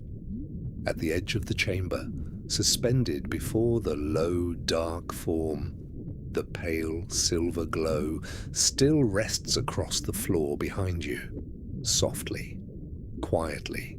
It gathers in the shallow hollows, then thins across the gentle rises, never bright, never sharp, only enough to keep the chamber visible, as though this hidden place prefers to be remembered rather than seen. You drift a little closer, without effort, without sound. The shape at the center begins to widen in your sight, not rising suddenly, not revealing itself all at once, only becoming more certain, more present, more deeply part of the chamber, like its surface remains dark, yet not empty. There are layers in it, soft changes in tone, long quiet bands, barely touched by the silver glow. They do not appear carved, they do not look broken into the form, they feel settled there, as if the shape has rested so long that even darkness has arranged itself across it. In patient lines, you move lower, careful, slow. Now you can see that the form is broader than you first believed. It spreads across the chamber floor, in a gentle oval, not perfectly even, but calm in its balance. Its edges are soft, blending into the pale ground around it. No clear border divides it from the chamber. It feels less like an object, and more like a place within the place, a center within the center. The water around it is even more still. If such stillness can deepen, no particles drift above it, no faint currents touch its edge. It is as though the chamber itself becomes more silent here, more gathered, more complete. You continue forward, and the pale light reaches a little farther now, tracing the outer curve of the shape, then fading again, as if unwilling to disturb what rests at the center. You notice then that the dark form is not entirely smooth. Its surface rises in slow, shallow contours, like long, quiet waves that once moved, then chose to remain. Some parts are lower, holding more darkness. Some parts rise slightly, receiving a little more of the silver glow, all of it. Softened by age or by sleep, you drift above one of the broader bands and follow it with your gaze. It curves gently through the form, then disappears into shadow. Another band crosses it farther on, then another. Not rings, not lines like the slope above. Something looser, something older. Patterns too quiet to explain themselves. You remain calm. There is no urge to solve them, no need to give them meaning too quickly. The chamber does not reveal itself through answers, only through patience, only through staying. You drift closer still. Now the center of the dark form begins to feel different from its outer edge, not brighter, not lower, only deeper somehow. A quiet concentration of shadow, as if the stillness here has gathered inward for ages. Toward one resting place, the pale glow along the floor grows a fraction stronger, only for a moment, and in that moment, you see a faint curve. Near the middle of the form, a wide, inward bend, so soft it almost disappears as soon as you notice it. Then the glow settles again, and the curve returns to shadow. You do not move away. You remain there, suspended above the central stillness. The chamber behind you feels very far now, though it stretches only a short distance back. The silver plain, the quiet floor, the broad open space beneath the ocean, all of it now feels like an outer room, and this low, dark shape feels like the chamber's heart. You begin to sense again that what rests below you is not merely part of the landscape, it is the reason for the landscape, the reason for the pale glow, the reason this room of silence exists so deep beneath the Arctic world. The stillness deepens again, becoming almost impossible, almost beyond the nature of water itself. Nothing passes, nothing trembles, nothing changes. And then, very faintly, you feel something, not movement, not sound, only a quiet nearness, as if beneath the low, dark form, or within it, or farther below. Something waits, not awake, not reaching upward, only resting. With the patience of the deepest sea, you lower yourself just a little more. The pale light slides softly over the outer curve, and the center remains hidden, reserved, silent. Yet the feeling grows that the low shape before you is not the final secret. It is the cover of the secret, the resting surface above it, the last calm veil laid over something older still. You remain there, in the pale chamber below the world, watching the dark center hold its silence, watching the silver glow refuse to say too much, watching the ancient form continue to rest, as if it has all the time the ocean has ever known. And slowly, a quiet understanding settles through you. You are no longer approaching the mystery. You are already above it. You remain suspended above the low, dark form.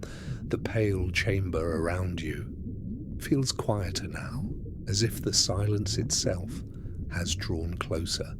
The silver glow across the floor still lingers at the edges, resting in the shallow hollows, sliding softly over the gentle rises. But here, near the center, it grows thinner, fainter, more careful, as though even light knows it must move gently.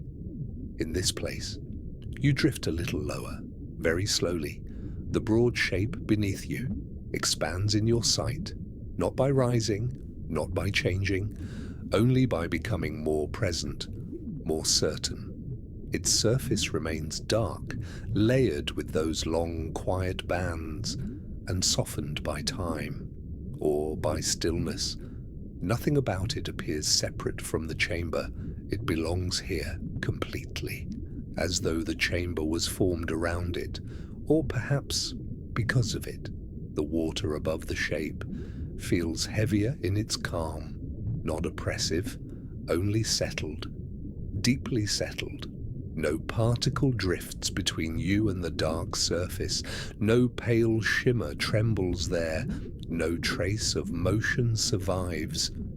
You lower yourself a little more, and the center of the shape begins to show a subtle difference.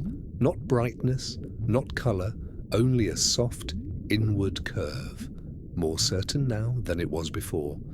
The surface does not lie flat. It bends inward, gradually, quietly. Not enough to be called an opening, not yet. Only enough to suggest that the low, dark form is not solid all the way through. You remain still, watching, letting the chamber reveal itself at its own pace. The pale glow at the outer edge grows a fraction stronger again, only for a moment. And in that moment, the broad, shallow curve at the center becomes clearer, a depression, wide and calm, so softly shaped, it could almost be mistaken for shadow alone. Then the glow settles back, and the depression fades again. Though now, you know it is there. You drift above it, carefully, without crossing too quickly. The dark form beneath you feels less like stone now, and more like a veil, a resting layer, a final covering, placed over something deeper, not hidden by force, not sealed away, only laid to rest. With immense patience, the chamber behind you seems very far away now, though it still lies open and pale, beyond the edges of the central form. Everything has narrowed into this one quiet shape, this one inward curve, this one place where the silence gathers most completely. You move lower still. Now the depression at the center begins to hold darkness differently. The surrounding surface carries the pale silver softness, however faint, but the center receives light and gives nothing back. It does not reflect, it does not soften, it simply keeps the darkness and deepens it. A blackness within blackness, a calm depth within depth. You feel again that what lies below is not merely hidden, it is sleeping, protected by layers of stillness, by distance, by time, by the quiet weight of the Arctic deep.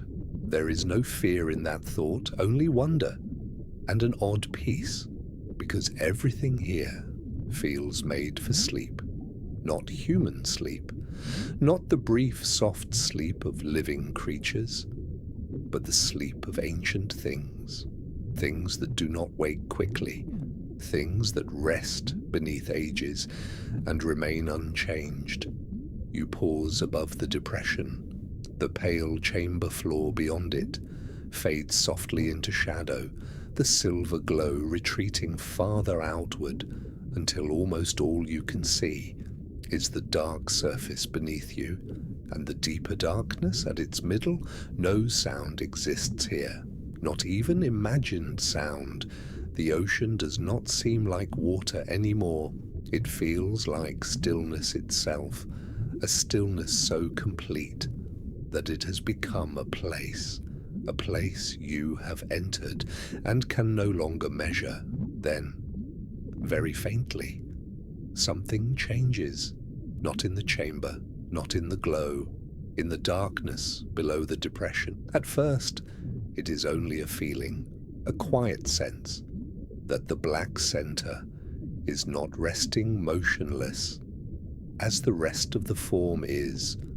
No movement shows itself, no pulse, no light, and still there is a nearness there, a softness of depth. As if the darkness continues downward, farther than you had believed, the depression is not the end. It is another threshold, another inward turn. You remain suspended above it, and let that understanding settle, slowly, calmly. Everything you have passed, the outer ocean, the glowing creatures, the sleeping city, the ancient plain, the rings of the last quiet, the descent within the deep, the pale chamber below, all of it now feels like a path toward this, not toward an object, not toward a ruin, not toward a creature waiting in the dark, but toward a veil, the last calm veil, resting above the deepest secret. You drift one breath lower. The dark center widens beneath you, the inward curve becoming gentler, deeper, more certain, and as the pale light withdraws to the far edges of the chamber, one thought settles through you, with the quiet certainty of the deep.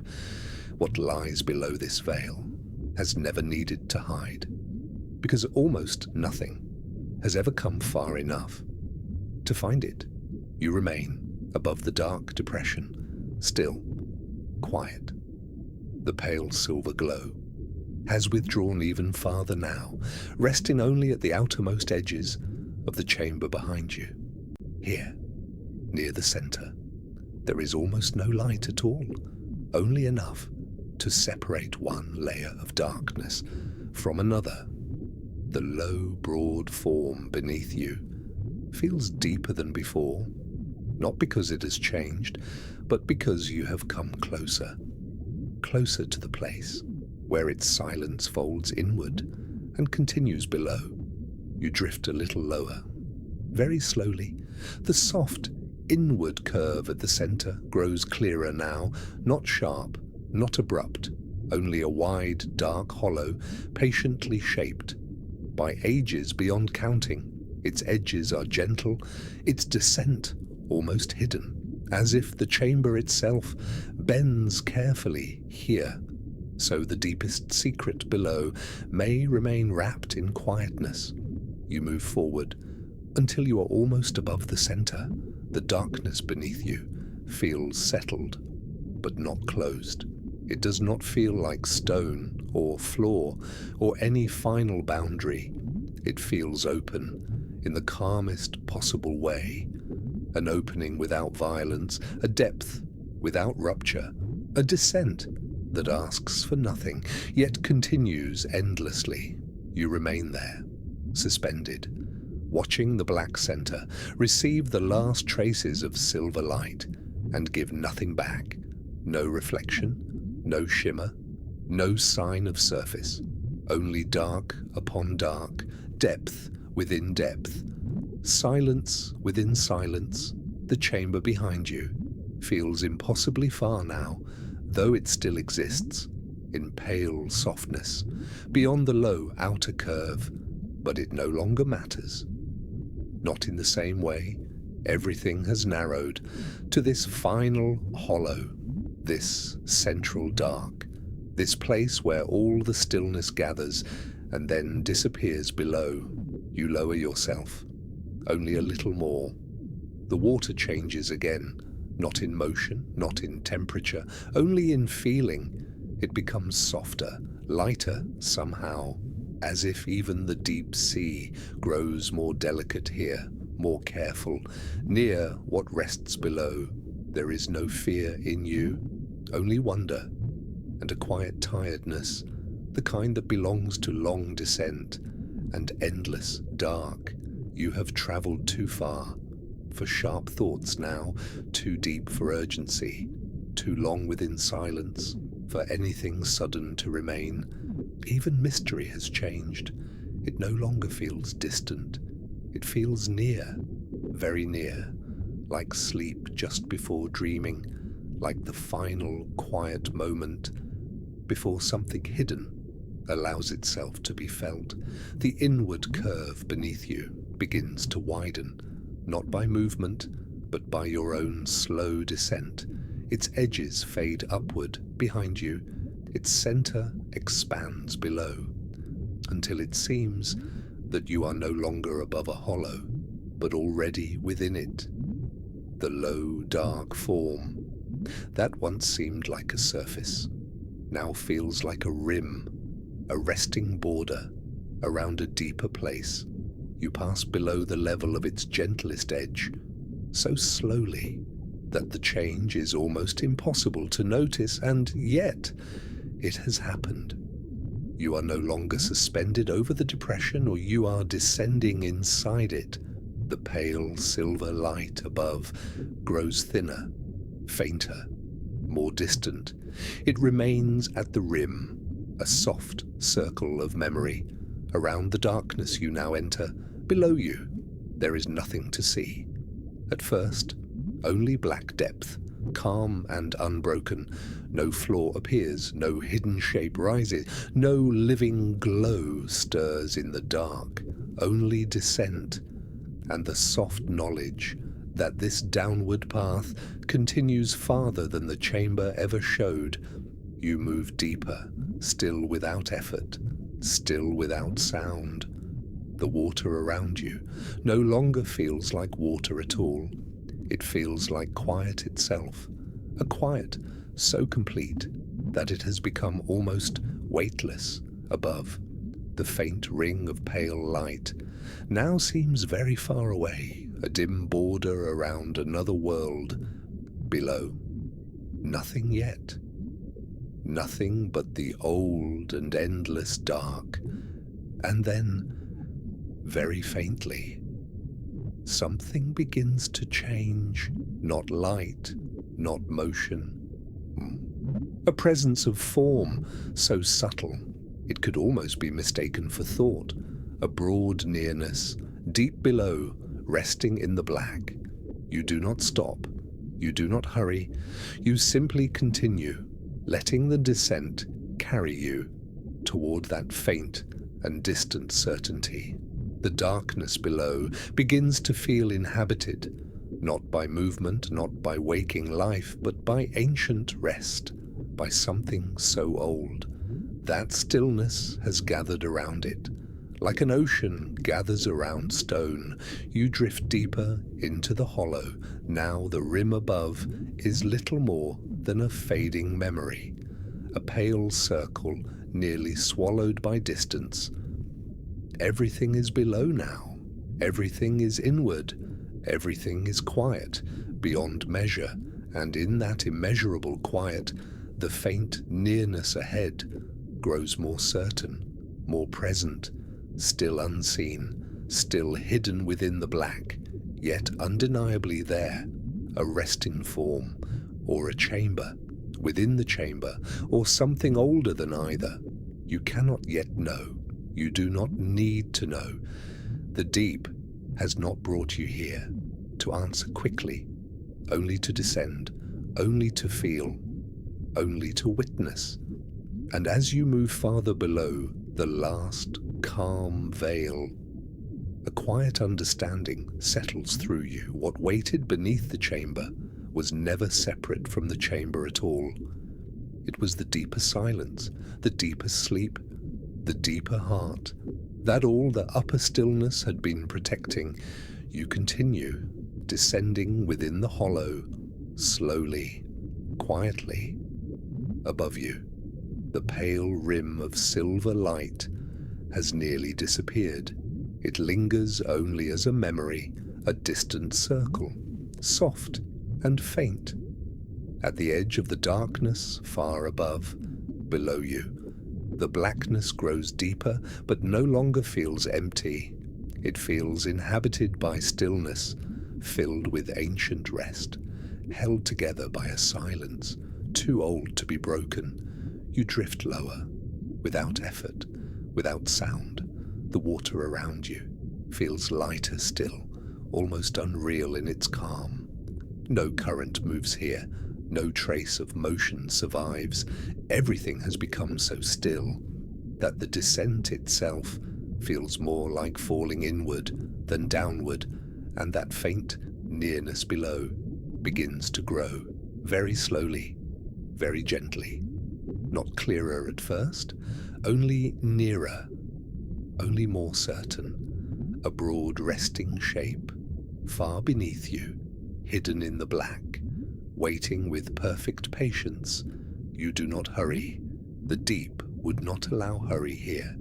Everything in this place is shaped by patience, by ages of stillness, by long, quiet layers of sleep. You move lower still, and now the darkness beneath you begins to separate into quiet depths, one layer of blackness resting over another, then another below that, as if the hollow contains more than empty space, as if it contains distance itself, folded inward, hidden beneath the chamber. The faint shape below becomes broader now. It does not rise toward you. It does not reveal its edge. It simply remains, growing more present.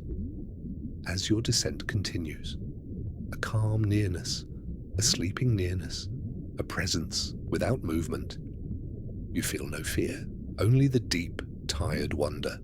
That has followed you so far, the kind of wonder that asks nothing sharp, nothing urgent, only quiet attention. And then, very faintly, a softness appears below, not a glow exactly, not light in the living sense, only a pale dimness, deep within the black, like stone remembered through water, like shape remembered through sleep. It does not spread. It does not pulse. It simply allows the lower form to become just barely visible, wide, low, resting at the bottom of the hollow, not smooth like the chamber above, not ringed like the last quiet center. This form feels older, more settled, more hidden within itself. Its surface appears in fragments, soft curves, broad dark planes, faint rises, shallow inward folds. No single outline holds it. It is too quiet for sharp edges, too ancient for sudden shape. You drift closer, careful, still. The pale dimness beneath grows only slightly, enough to reveal that the resting form below is not small, not narrow. It spreads outward beneath the hollow like a second chamber floor, but one shaped with greater secrecy, greater calm, greater depth. You begin to sense that this is not merely something lying below. It feels central, necessary, as though the chamber above, the dark veil, the rings, the pale silver plane, all of it was arranged to protect this lower stillness. You descend another little distance. Now the upper hollow around you feels far behind, its curved walls swallowed by darkness. You're no longer aware of the way back, only of the stillness ahead, the stillness below. The resting form begins to show a shallow center of its own, not an opening, not yet, only a softer gathering of shadow at the heart of the lower shape. You watch it carefully, without leaning too quickly into meaning.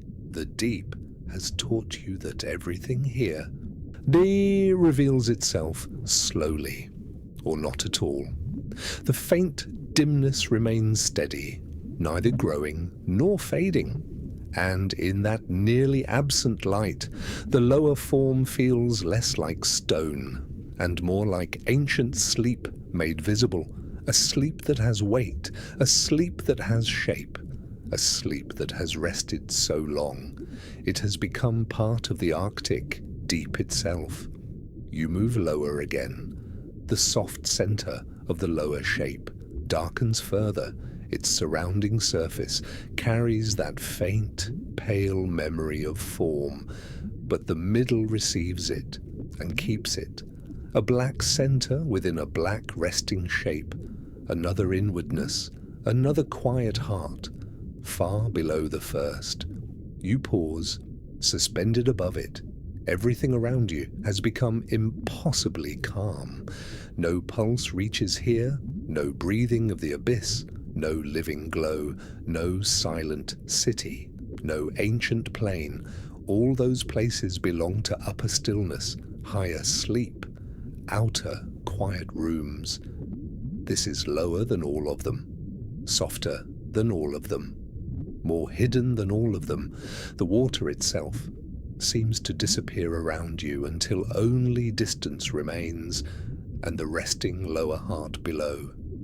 Then, very gently, you feel something change, not in the water, not in the dimness, in yourself. A quiet recognition, as if your long descent has finally reached the place it was always moving toward. Not the end of mystery, but the center of it. The point where all the other hidden places become one, the low shape below, the hollow above, the chamber, the rings, the sleeping presence, the city of silence, the ancient plain, the fields of light, the frozen Arctic above. All of them now feel connected, as if each layer of the deep was only a softer door leading inward toward this lower resting heart. You descend one breath farther. The faint dimness along the surface below softens again, and the black center at its heart seems wider now, more open, more impossibly calm. You cannot yet see what rests beyond it, or within it, or farther below, but you no longer need certainty. Only the silence, only the drift, only the patient descent, And as you remain above that lower heart of ancient rest, a final thought settles quietly through you. The deepest secret of the Arctic Ocean may not be a thing waiting to be found. It may be this endless turning inward, this sleep beneath sleep, this silence beneath silence, where the ocean keeps descending, long after light, long after memory, long after the surface world has been left behind.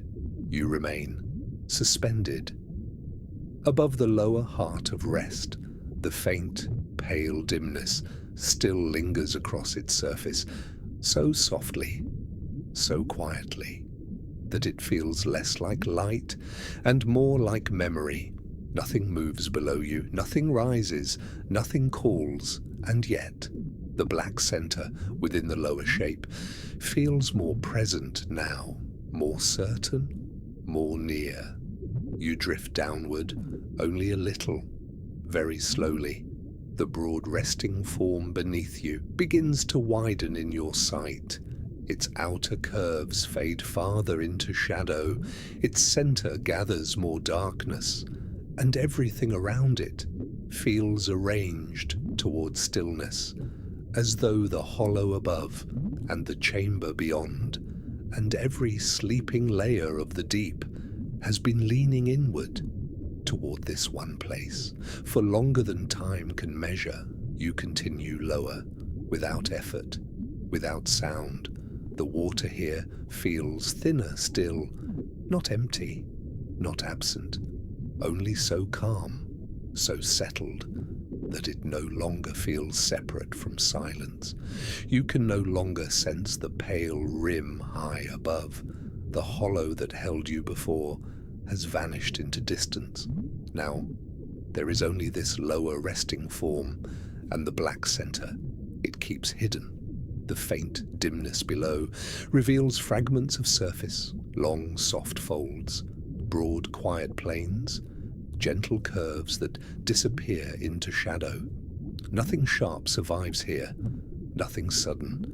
Even shape itself has grown tired and soft, as if age and sleep together have worn every edge away. You drift a little farther.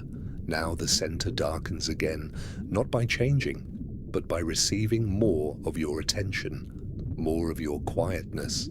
It is not simply a shadow, not merely the deepest point of the lower form. It feels like another inward turn, another place where stillness gathers, then passes below. The thought settles through you, calmly, without surprise.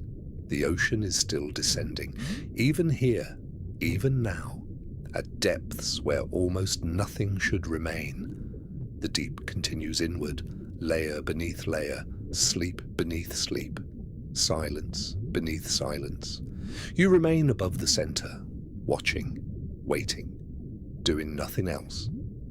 The faint, pale dimness slides softly across the surrounding surface, then fades as it nears the middle. The center receives it all and gives nothing back.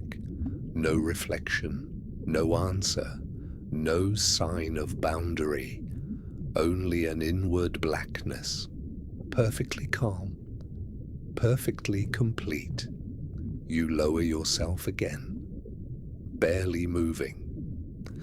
Now, the surrounding form begins to feel less like ground and more like a wide resting rim, a low circular threshold around a deeper place.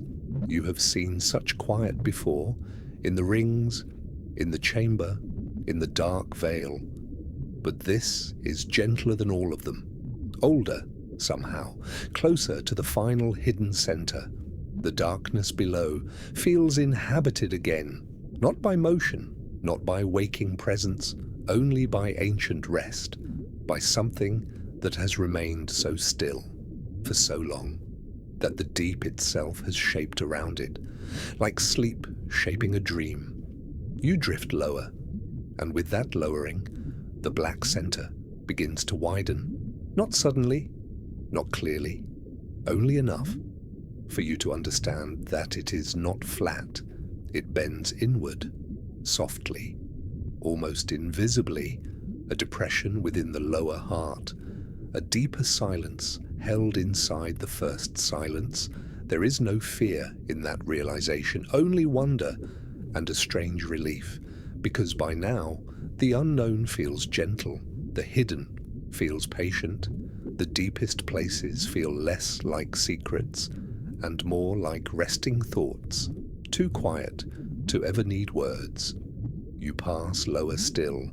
The pale dimness above the surrounding surface begins to recede behind you, becoming thinner, more distant, ahead and below. There is only the inner dark, the softer hollow within the lower shape.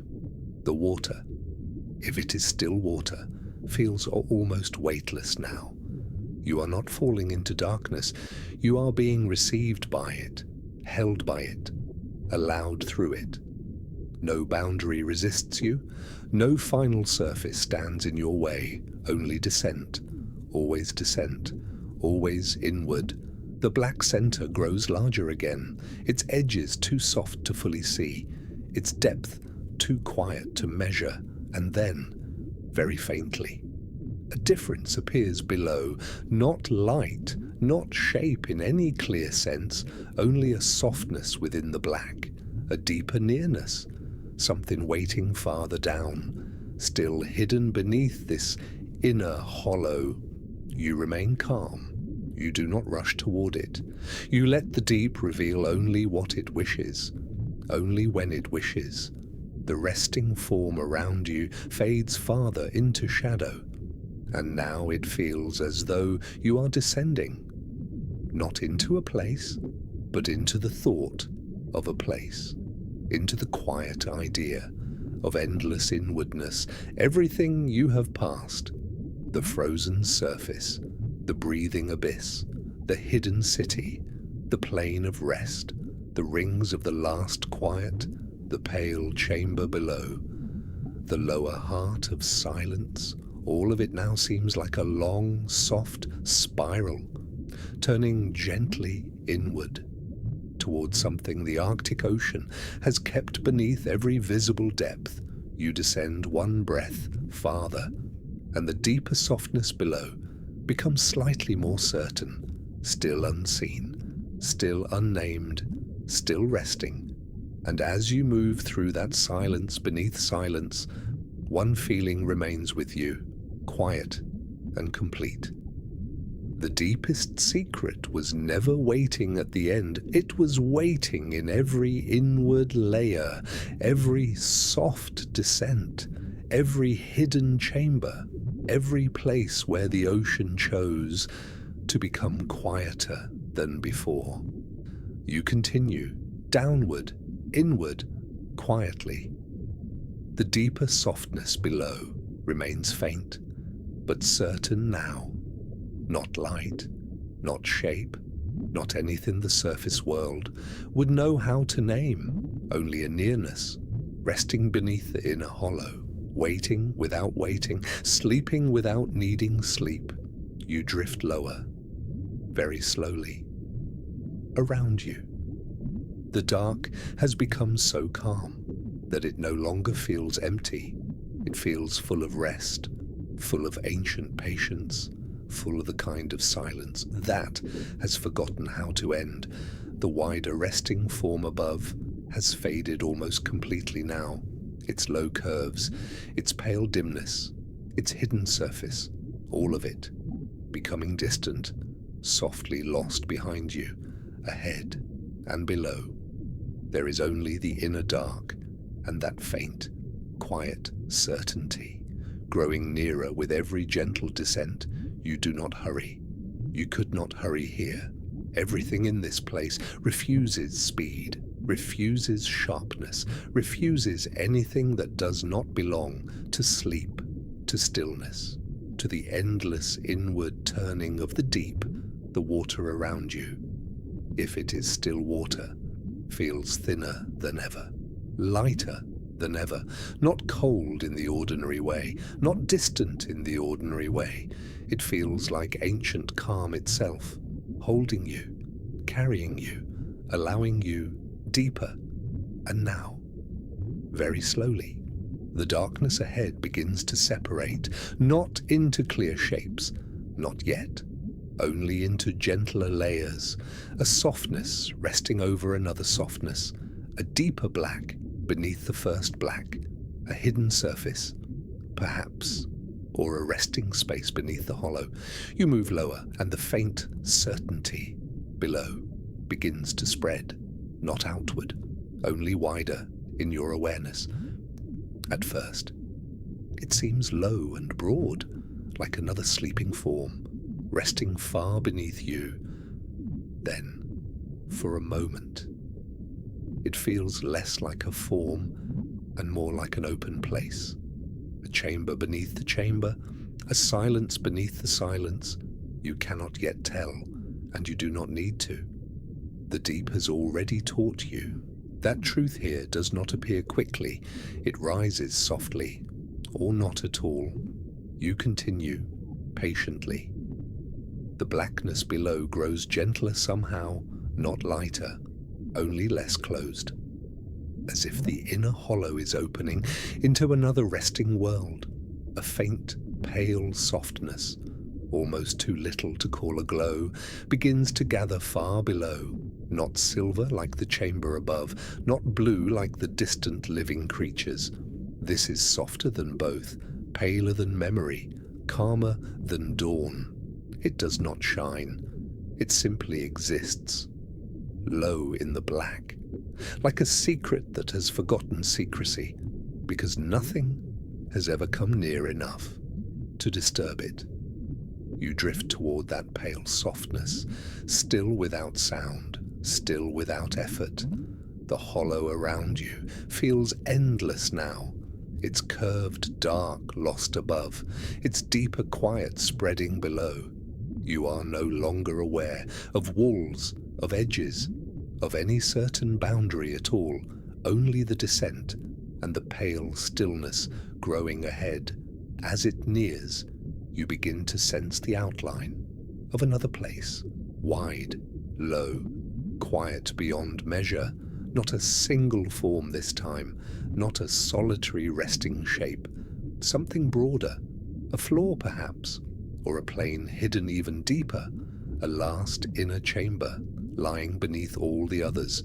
The pale softness touches it, only in fragments, long quiet stretches, gentle depressions, broad surfaces smoothed by age or by sleep so old. That age no longer matters. You drift lower, and the deeper place becomes more certain. Yes, there is a floor below, but not a hard floor, not a final stop. It feels like a resting ground, the calmest ground you have ever known, a ground that seems less made of stone and more made of silence held still for ages. The pale softness rests across it, in wide, faint pools, then thins again into darkness. Nothing moves there, nothing rises, nothing breaks the perfect quiet. And yet, at the very center of that lower resting ground, you sense again a further inwardness, a softer dark gathered within the pale, a place where even this deepest floor seems to continue below itself. You remain calm, suspended between the hollow above and the pale resting world below. Everything you have passed, the frozen ceiling of Arctic ice, the breathing abyss, the drifting lights, the silent city, the ancient plain, the rings of the last quiet, the pale chamber below, the lower heart of silence, the inner hollow beneath it, all of it now feels like one long, slow spiral, guiding you here, not to an end, but to the softest inward place yet. You lower yourself again, and the pale floor below rises gently into your awareness. Its calm is deeper than calm, its stillness older than stillness, the faint inner darkness at its center. waits there, soft, unanswered, endless. You cannot yet see what rests within it, or below it, or beyond it, but you feel the truth of it, quietly, completely. The ocean is still descending, even here, where almost nothing should remain. It keeps turning inward, protecting one more hidden center, one more sleeping depth, one more layer of silence beneath every silence before. And as you near that palest resting ground, with its further dark at the heart, a final calm thought settles through you. Perhaps the deepest places of the Arctic Ocean were never meant to be discovered all at once. Perhaps they were meant to be entered softly, layer by layer, dream by dream, until the whole ocean becomes nothing but quiet, and the quiet itself begins to open. You continue, slowly, quietly, toward the palest resting ground below.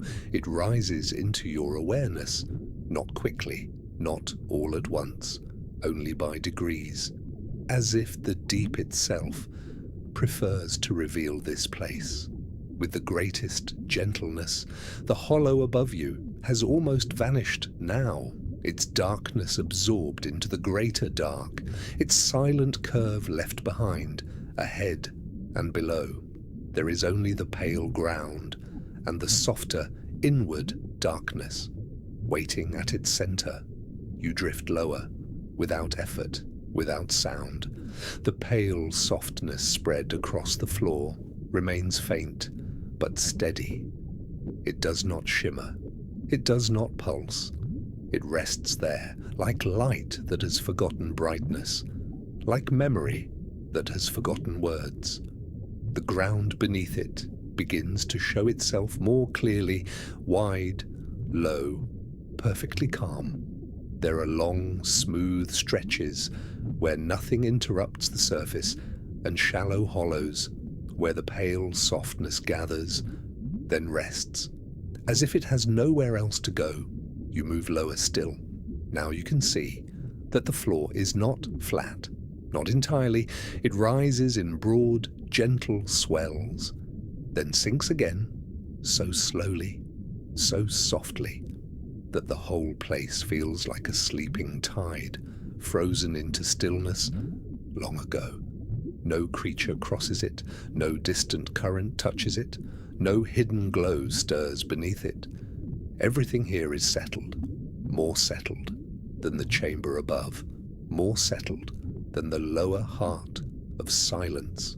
This place feels final, and yet you already know that even here, the ocean is still turning inward. The pale resting ground carries faint traces, barely visible at first, long delicate bands, not carved, not broken into the floor, only softer areas, slight changes in tone, quiet variations in the sleeping surface. Some curve slowly outward, then disappear. Some run nearly straight, before fading into shadow. They do not guide in any obvious way. They do not form symbols. They do not ask to be understood. They simply remain, as though silence itself once moved across this place and left behind a memory of its passing. You drift above one of those faint bands and follow it with your eyes. Then, with your descent, it leads gently inward toward the softer dark at the center, not alone. Several others seem to do the same, curving patiently, gathering quietly, as if the whole resting ground leans toward that one hidden middle again. That feeling returns. Everything here is arranged around stillness, drawn toward it, protected by it, held inside it. The pale softness around you grows a fraction stronger, only enough to let the center appear more clearly. There, at the heart of the resting ground, the floor changes, not abruptly, not sharply, only with a deeper quiet, a darker gathering, a place where the pale light fades. And another inwardness begins. You remain calm, suspended above it. The center is not merely shadow. You can feel that now. It is another soft depression, another patient hollow resting inside the pale floor, like the thought of a descent, preserved in silence. Its edges are almost impossible to measure because they do not resist the dark around them.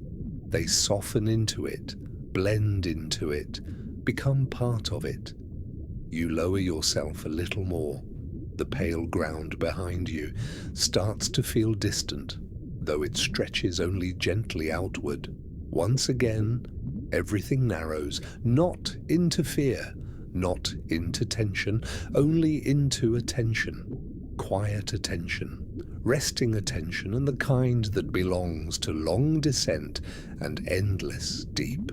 The inner hollow below receives the pale softness and gives back almost nothing, only the faintest sense of depth continuing, of quiet opening further, of silence protecting silence. The water around you, if it is still water, has become nearly weightless now. You do not feel suspended in a sea anymore. You feel suspended in rest itself. No sound exists here, no imagined sound, no memory of sound, only layers of quiet, resting within one another, like sleep folded into deeper sleep.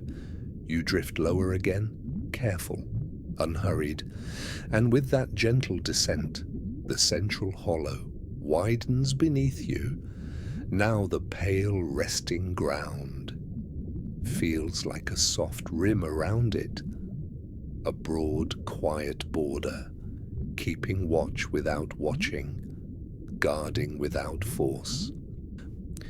The faint bands across the floor seem to disappear into the hollow's edge, as though all the subtle lines of this hidden place were always leading here, toward the deepest calm point of the palest ground below. You pause. Above you, nothing remains of the way back, not the chamber, not the rings, not the sleeping plain, not the silent city, not even the breathing abyss. All of it has been absorbed into distance, into memory, into the upper layers of the dream. Below you, there is only the pale floor's inward heart, and the deeper quiet waiting there. You feel no urgency to cross it, no need to force the mystery open. The deep has brought you too far, too softly. For anything sudden now, everything here asks only one thing, that you continue gently, dream by dream, layer by layer, into the place where even the palest silence begins to disappear below itself, and as you drift nearer the hollow, at the center of that resting ground, a calm understanding settles through you. The Arctic Ocean has not been hiding one final secret. It has been protecting one final softness, a last inward place where the deepest silence can sleep undisturbed. You continue, lower now, closer to the hollow, at the heart of the palest ground. The pale, resting floor around you begins to widen outward, then fade softly into shadow. What remains clear, what remains near, is only the central inwardness below, that deeper quiet place where the pale softness falls away into dark. You drift with no effort, no sound, no resistance. Everything here has become so calm that even the idea of movement feels distant. The hollow beneath you grows more certain, not because it sharpens, but because it deepens in your awareness. Its edge is gentle, almost impossible to measure, a slow inward curve, a patient sinking, not an opening made by force, not a wound in the hidden floor, only a place where stillness has gathered so completely that it has begun to descend.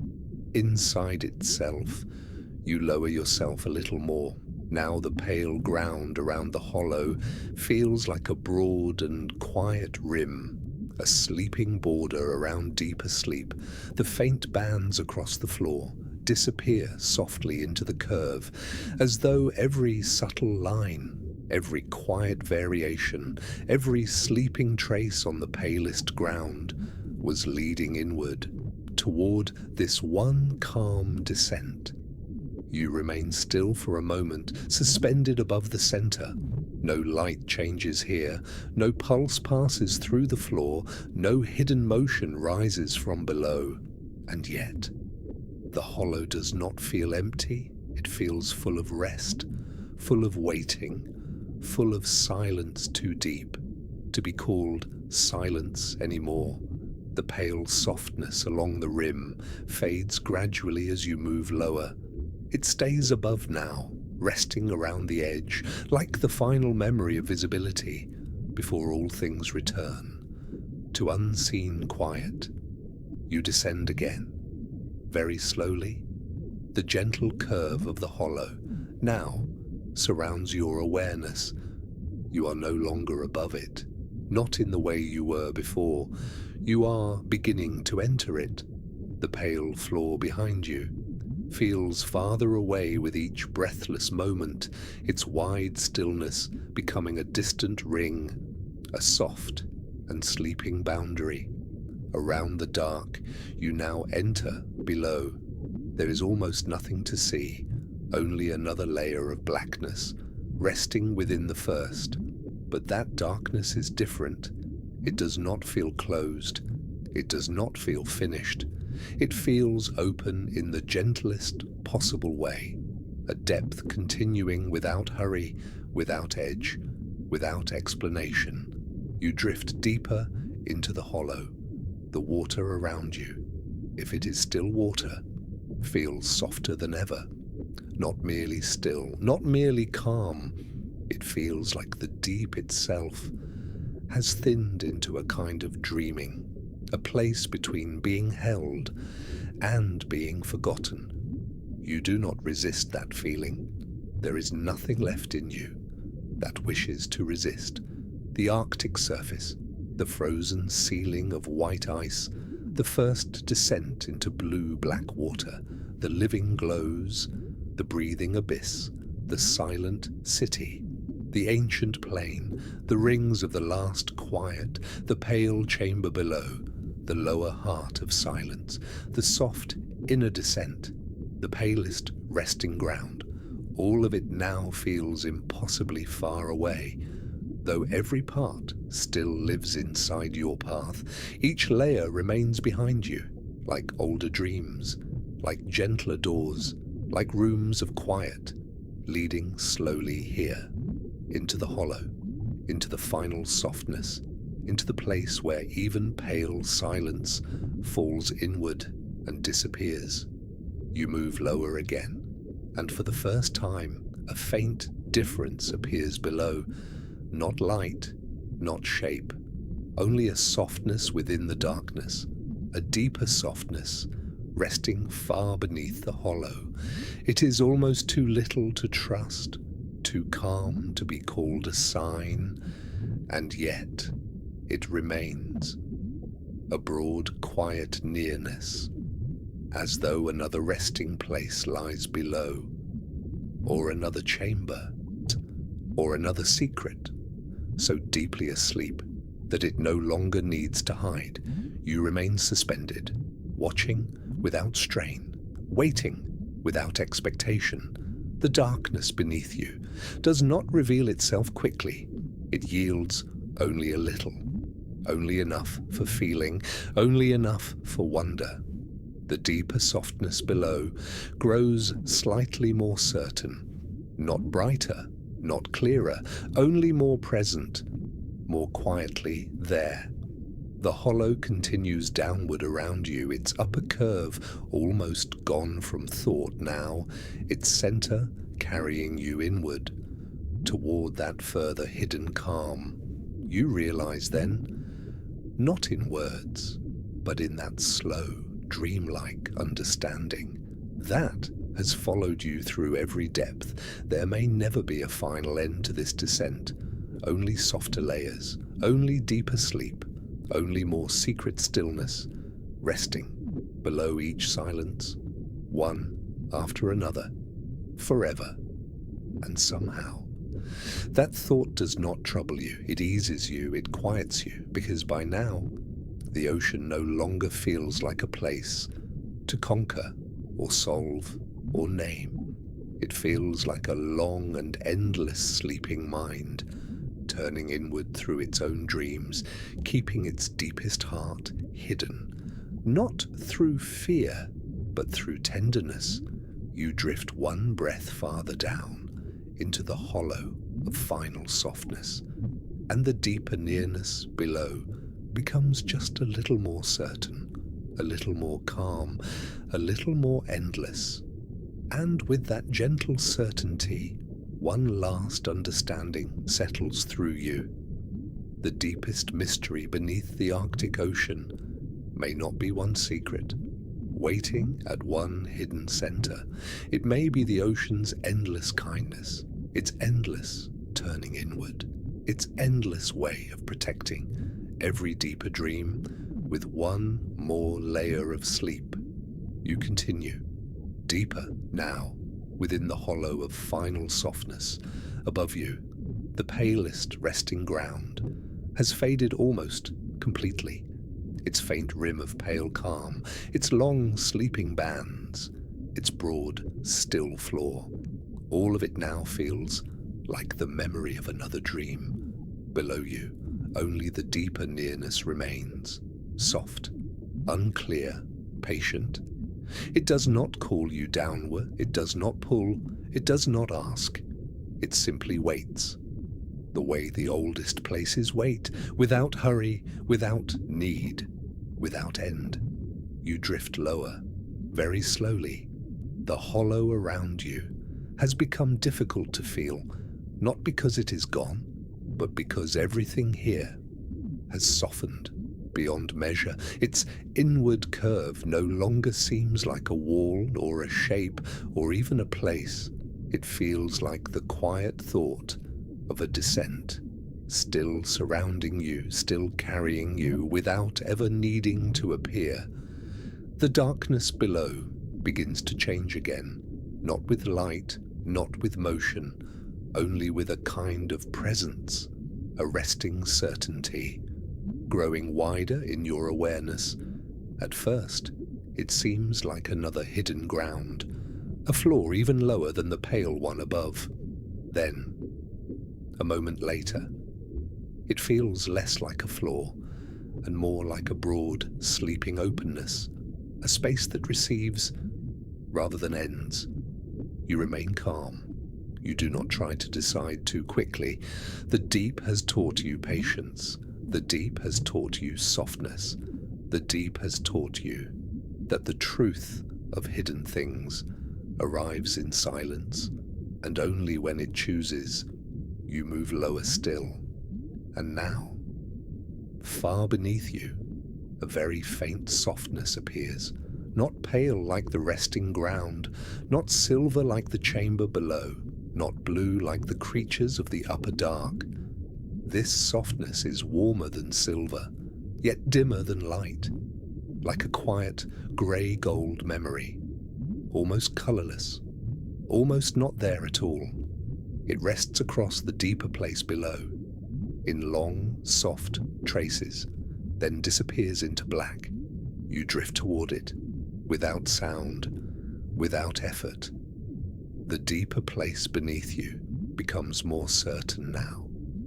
Yes, there is another resting world below, but it is gentler than the others, more hidden within itself, more dreamlike in its calm. It does not rise to meet you. It does not reveal a strong outline. It simply remains wide, low, almost formless in its patience.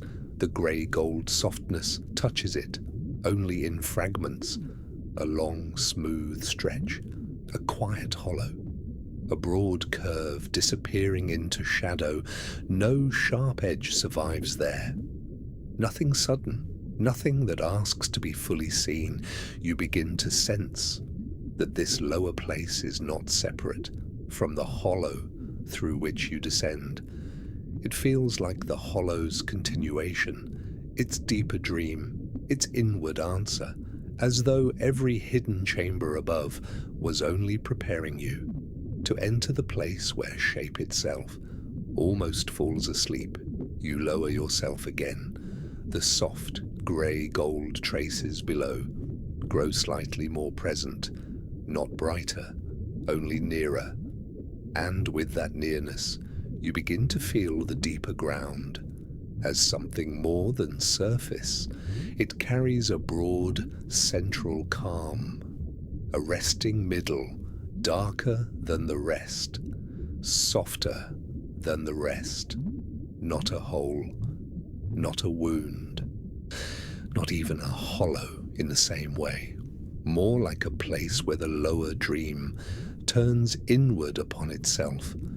Once again, you remain still, letting that understanding settle. The ocean is still descending, even beneath the hollow of final softness, even below the palest resting ground, even below every quiet room you thought might be the deepest. And now, everything behind you feels impossibly distant.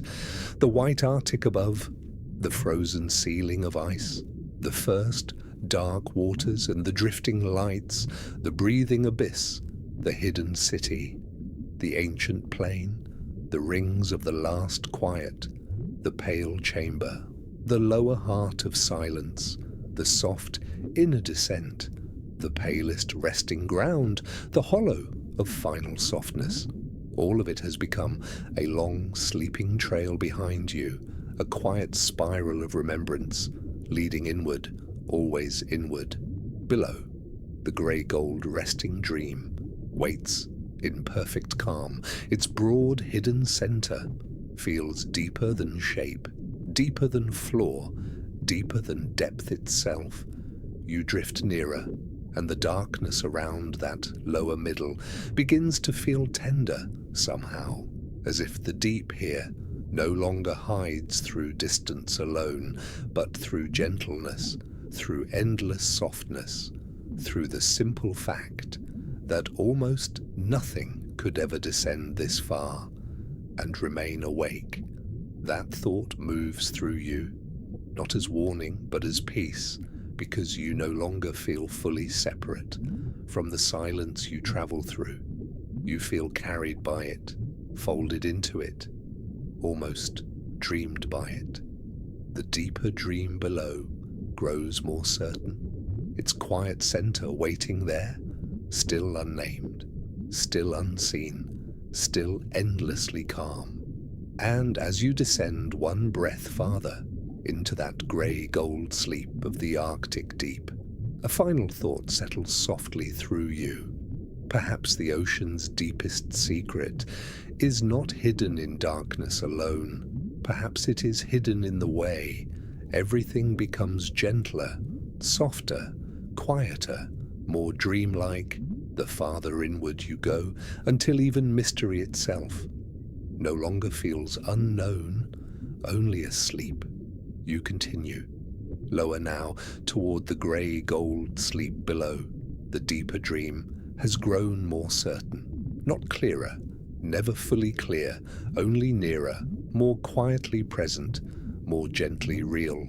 Above you, nothing remains of the upper descent, not in any way you can still feel. The hollow of final softness, the palest resting ground, the soft inner darkness, all of it has faded upward, into distance, into memory, into the long, quiet trail of every hidden layer you have passed. Now there is only this lower resting dream, this broad, unseen place, touched by grey-gold softness, and carrying some deeper calm.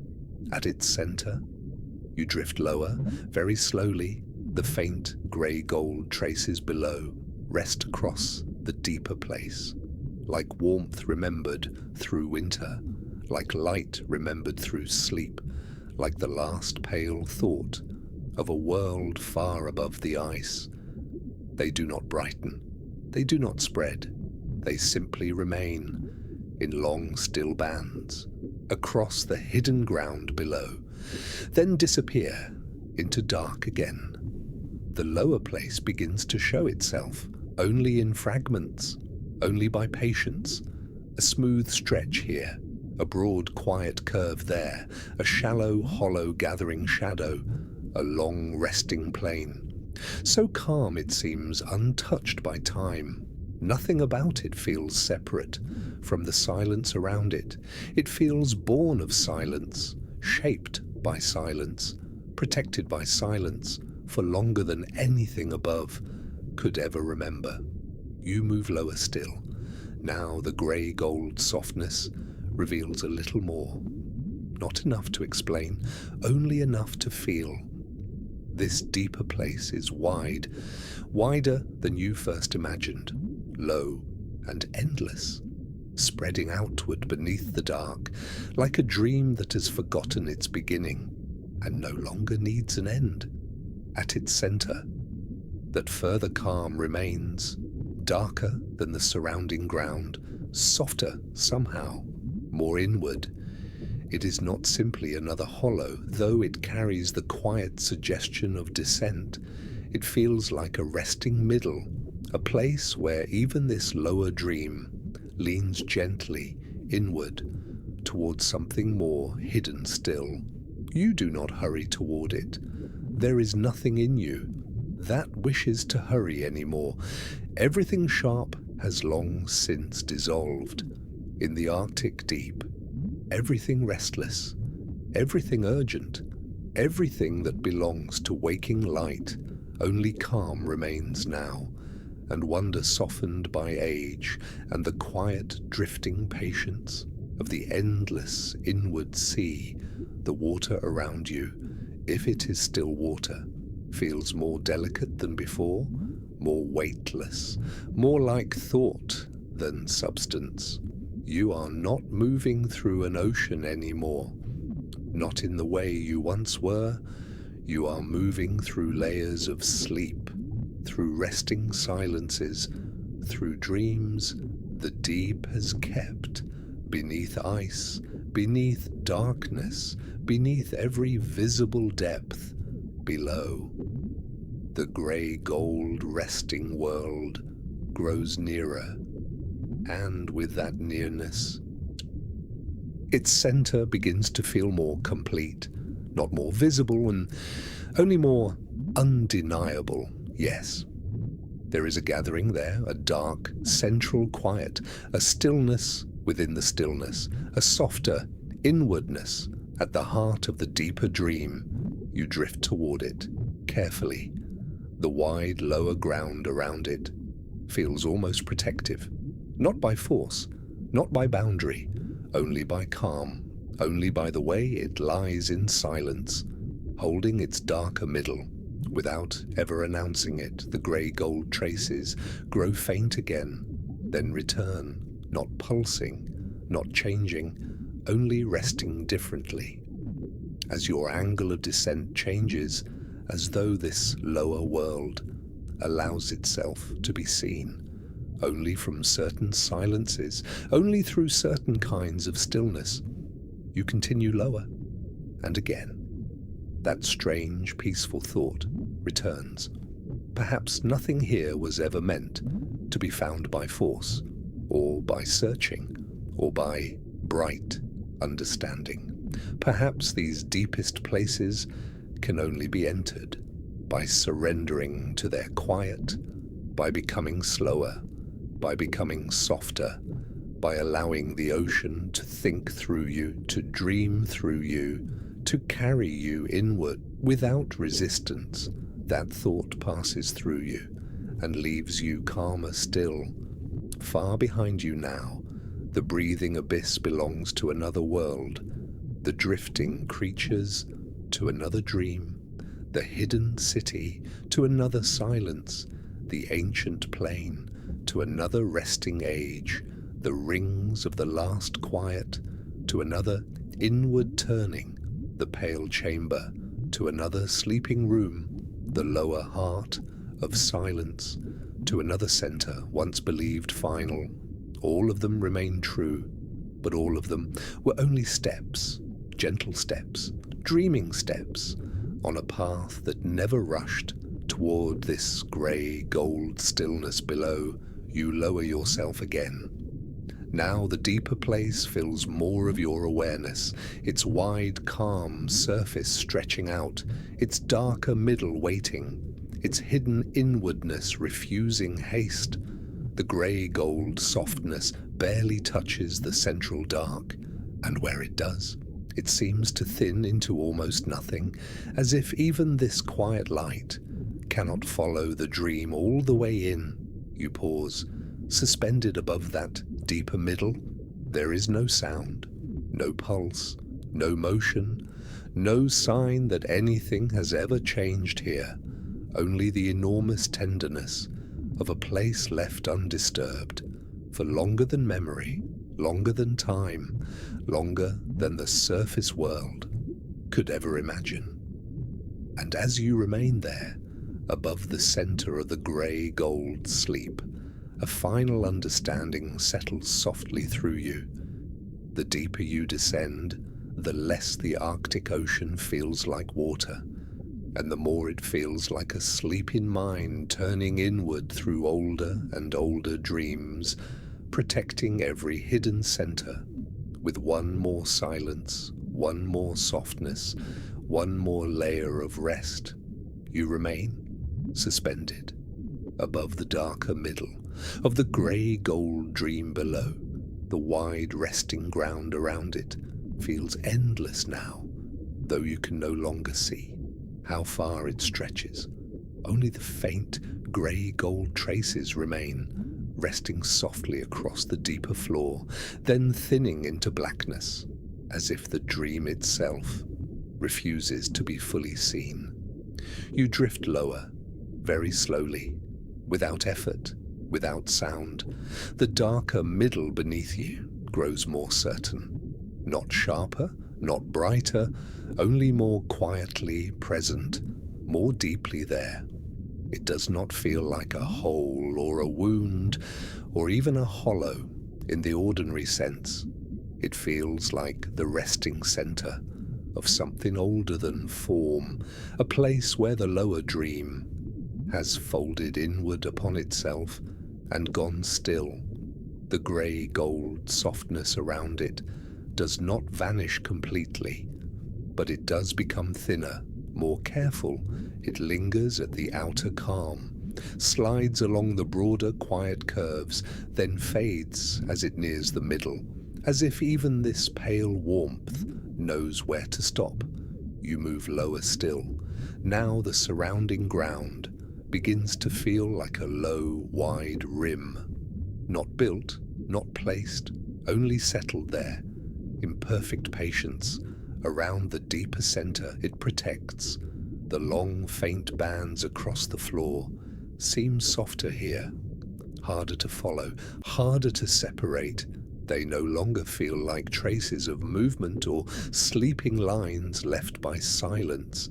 They feel like memory itself, growing thin, growing quiet, growing too deep for shape.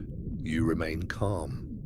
There is no need to name anything now, no need to decide what is floor, what is chamber, what is dream. Everything has become gentler than naming, softer than understanding. You only drift and watch and let the deep continue in the way it chooses. The darker middle widens beneath you, not by motion, only because you are nearer. Its edges are impossible to hold with the eye because they do not resist the surrounding dark. They soften into it, become part of it, return to it. And yet, you know where the middle is, not by sight alone, but by stillness, by the way your attention settles there, by the way the whole lower dream seems to lean inward toward that one calm center. You drift one breath lower. The water around you, if it is still water, feels almost absent now. Not gone, never gone, only so quiet, so weightless, so perfectly settled, that it feels like being held inside sleep itself. No currents remain, no drifting particles, no distant pulse from older depths. The breathing abyss is far above, the hidden city far behind, the ancient plain, the rings, the pale chamber, the hollow of final softness. All of them now belong to other layers of the dream, other inward rooms, other quiet thresholds. Here, there is only the grey gold stillness and the darker resting middle at its heart. And then, very faintly, something changes. Not in the ground around you, not in the pale traces at the edge, only in the center, below. At first, it is almost nothing, only a deeper softness, a blackness that seems less closed, less final. You remain still, and slowly, that feeling grows. The center does not merely hold darkness, it continues through it. Another inward turn, another patient descent. Hidden within the grey gold dream, there is no surprise in you now, only quiet recognition. Of course the ocean continues inward, of course the deep still keeps. One more sleeping layer, one more protected center, one more softness beneath softness. You drift lower again. Now the grey gold floor behind you begins to feel farther away, its wider calm retreating, its pale traces becoming memory. And the middle below feels less like part of the ground and more like an opening into deeper rest. Not sharp enough to startle, not dark enough to threaten, only deep enough to receive you if you continue.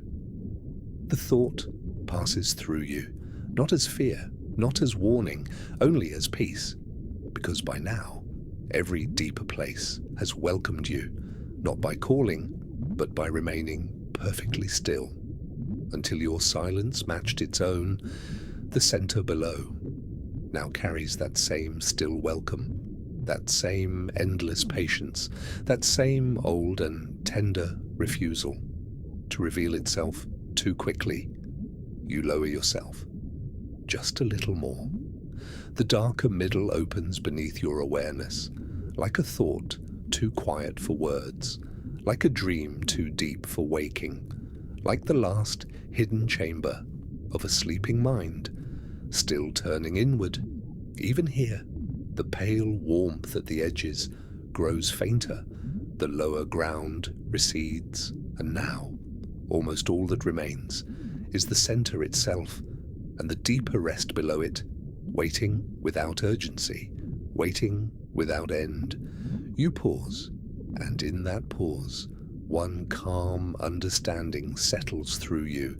The Arctic Ocean has not led you downward to a final answer. It has led you to the place where every answer falls asleep and becomes silence again. You continue, lower still, into the darker middle of the grey gold dream. Above you, the wider resting ground has already begun to fade, its pale warmth, its soft traces, its long sleeping bands. All of it now feels distant, gentle, almost unreal.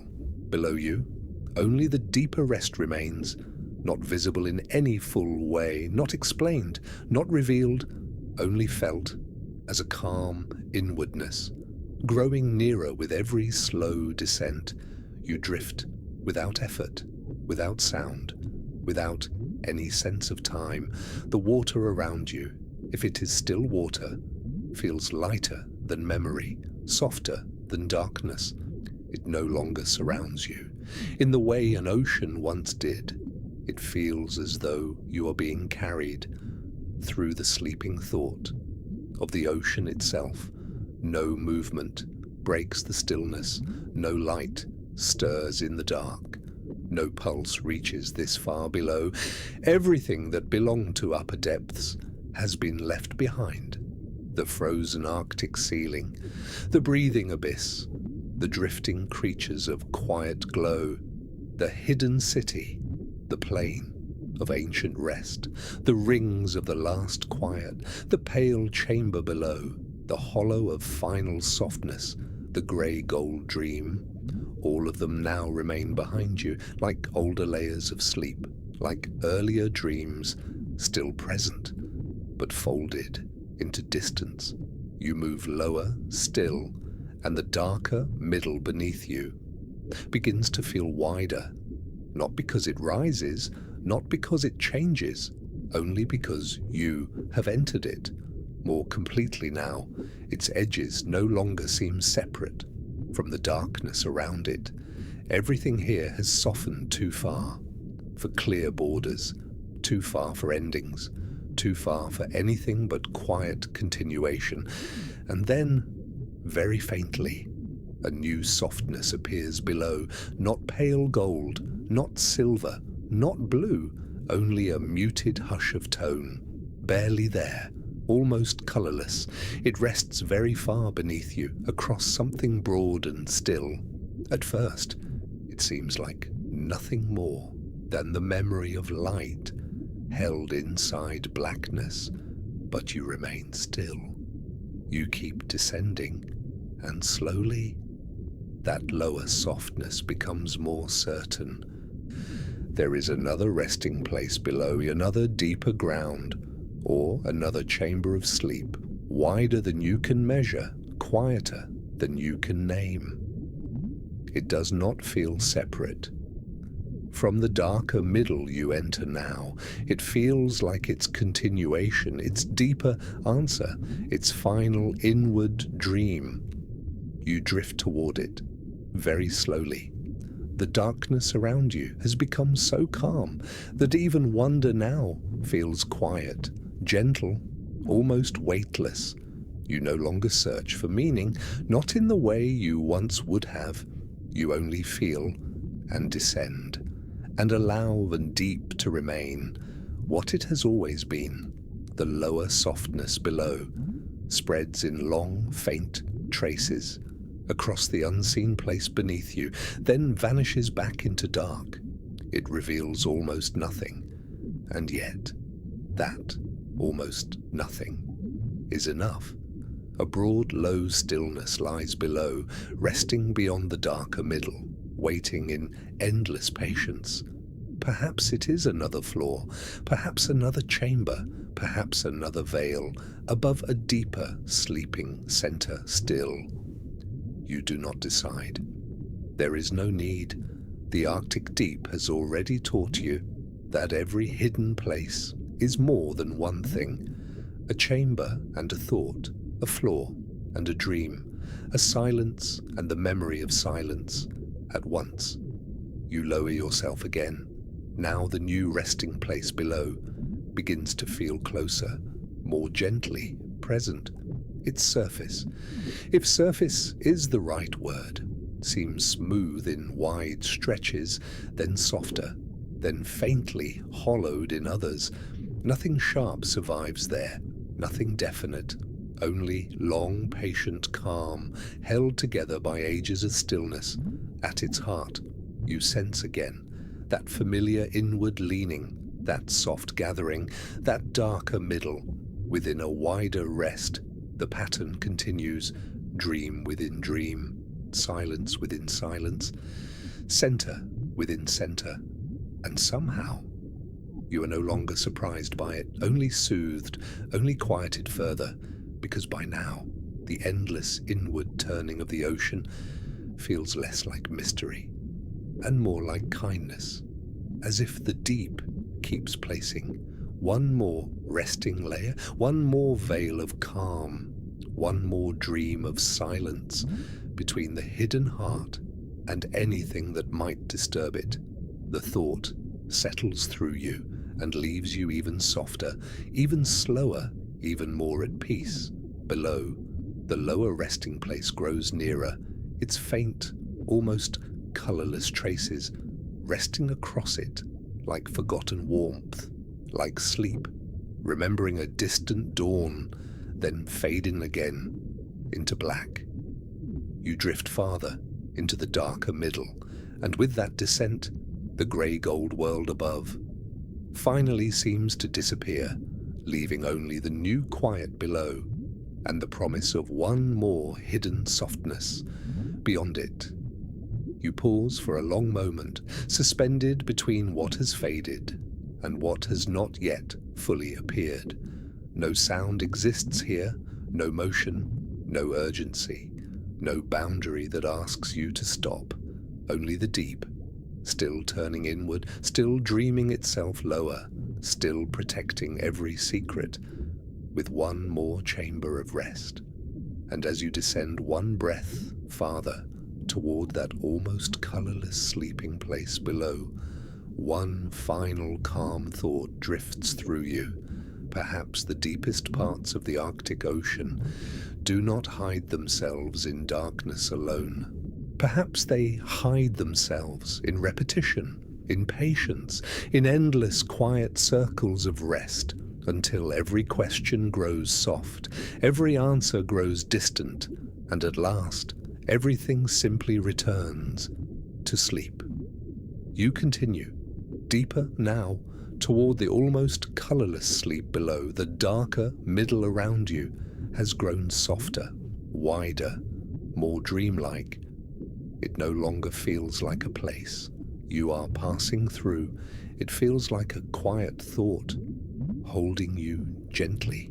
As you descend toward another hidden rest above you, nothing remains of the grey gold dream. Not in any way you can still touch. Its pale warmth, its wide sleeping floor, its darker inward center, all of it has folded into distance, into the upper layers of silence, into earlier dreams of the Arctic deep below you. The new resting place waits, barely touched by that muted, almost colorless softness, not silver, not gold, not blue, only the faintest hush of tone, a dim remembrance of color, so gentle it seems on the edge of vanishing, and yet it remains. It lies across the lower place in long quiet traces, then disappears into blackness again, as if the deep itself is breathing memory without motion, dreaming without waking, resting without end. You drift lower, very slowly. Now the lower place beneath you begins to feel more complete, wide, low, endlessly calm.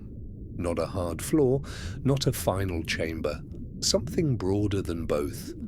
A resting world hidden within rest. A quiet region beneath the darker middle, where even shape feels half asleep. The almost colorless traces reveal it only in fragments. A smooth stretch here, a broad curve there, a shallow hollow gathering softness, then letting it fade again. Nothing sharp survives, nothing sudden, nothing that belongs to waking thought. Only long patient stillness, held together by silence, protected by age, softened by uncounted depths. You lower yourself again, and with that descent, the lower place begins to widen, not in truth, only in your awareness. Its calm spreads outward, beyond what you can fully imagine, like a dream plane, with no border left to remember, no edge left to defend, only quiet, only rest, only a vast and hidden sleep. At the heart of it, you sense once more that familiar leaning inward, a deeper calm, a softer gathering, a darker middle resting within the wider stillness. It is not surprise anymore, not even mystery in the sharp old way. It is pattern, ancient pattern, sleep within sleep, silence within silence, dream within dream, and somehow that endless inward turning feels kind, feels careful, feels like the ocean's oldest way of protecting what must remain undisturbed. You continue, without effort, without sound. The water around you, if it is still water, feels more delicate than ever, almost like absence, almost like thought, almost like the deep has become so calm that it no longer needs substance, only stillness. No current touches you, no distant pulse returns, no memory of upper life remains. The breathing abyss is far beyond feeling now. The hidden city belongs to another age, the ancient plain to another dream, the rings of the last quiet, the pale chamber, the hollow of final softness, the grey gold sleep. All of them remain true, but all of them have become earlier rooms of silence, earlier inward turns, earlier resting thresholds. Here, there is only the almost colourless sleep below, and its deeper centre, waiting without urgency, waiting without time. The faint traces across the lower place do not pulse, do not shimmer, do not ask to be followed. They simply rest there, as if the memory of light has fallen asleep upon the ground and no longer wishes to wake. You drift nearer, and now the deeper centre below begins to feel less like darkness alone and more like a receiving calm, a place where the lower sleep turns gently inward once again, a hidden middle, too soft to be called an opening, too deep to be called surface. You remain still for a moment, suspended above that quieter heart all around it. The wide lower rest extends outward, almost formless in its patience, almost endless in its calm, and in that wide calm you feel something change inside you. Not fear, not wonder exactly, only surrender, a peaceful surrender to the truth of this place, that it does not need to end. It does not need a final answer. It does not need one last revealed secret. Its secret is the descent itself, the endless softening, the endless inward folding, the endless way the Arctic deep protects every hidden heart. With one more silence, one more dream, one more layer of sleep, you lower yourself again, one calm breath farther. The almost colourless traces fade behind you, growing thinner at the edges, more distant, and the deeper centre below feels closer now, softer, more complete in its hiddenness.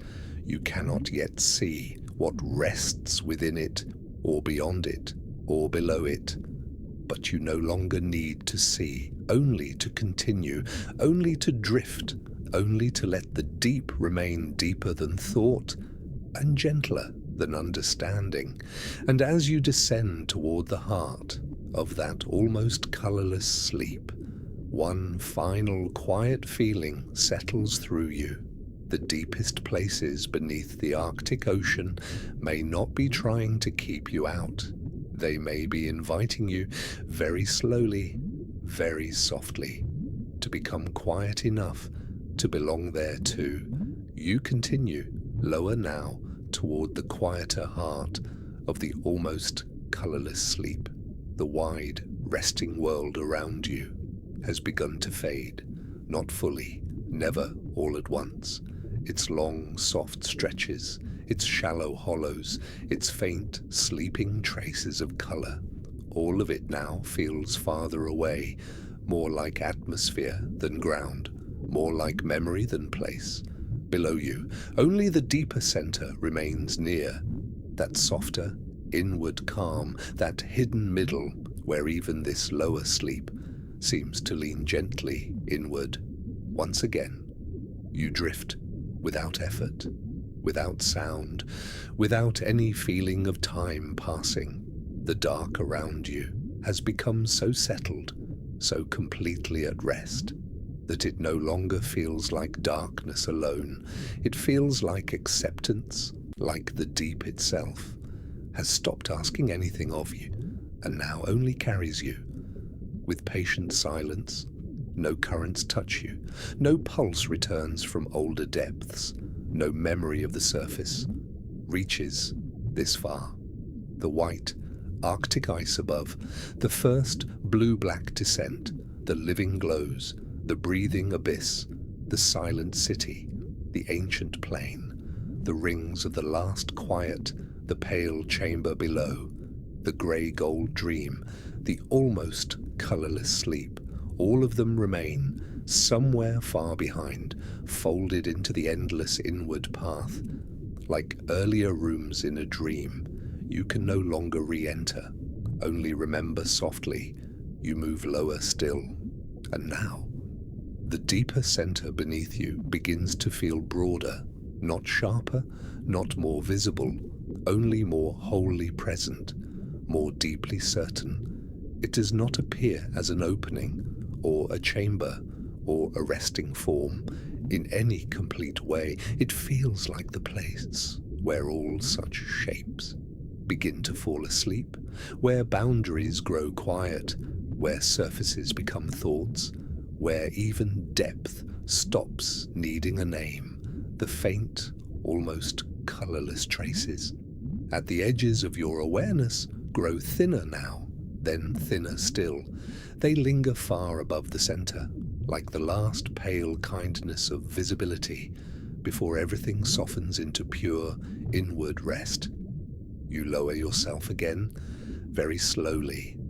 Now the center seems to receive you, not by pulling, not by opening wider, only by remaining perfectly calm, perfectly still, perfectly willing to let you descend.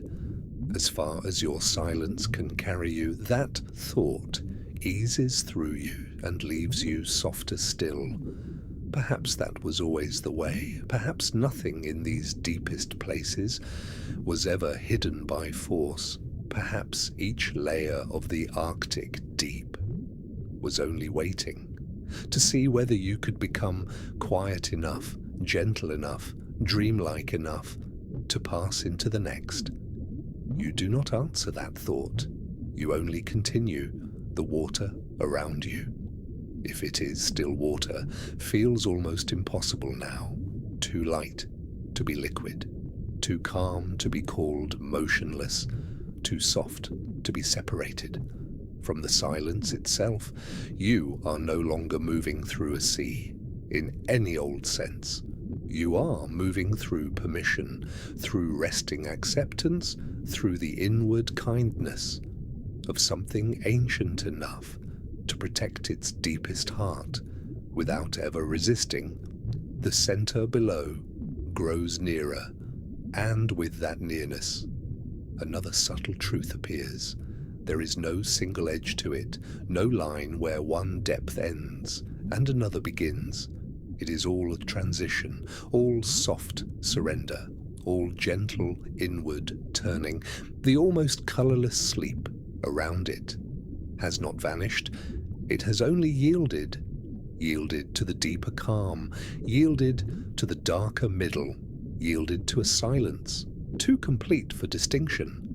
You drift lower still, and for a moment, it feels as though the center beneath you is not below at all. It feels within, around, through, as if you have entered, not a place, but the quiet condition that every hidden place was leading toward.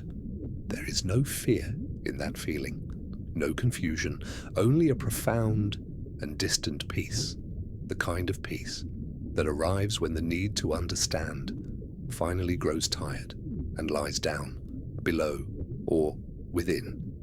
The deeper center continues, unseen, unnamed, endlessly calm.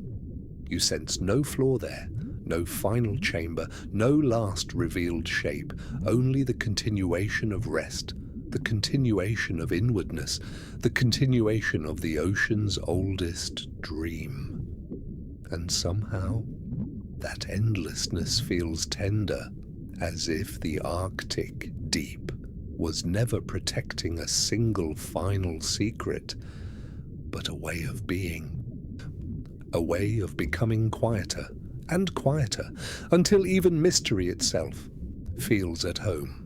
You continue downward, one breathless moment at a time.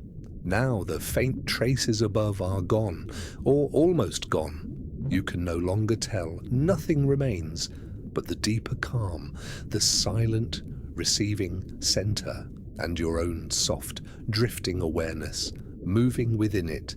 No sound could exist here, no sharp thought, no bright certainty.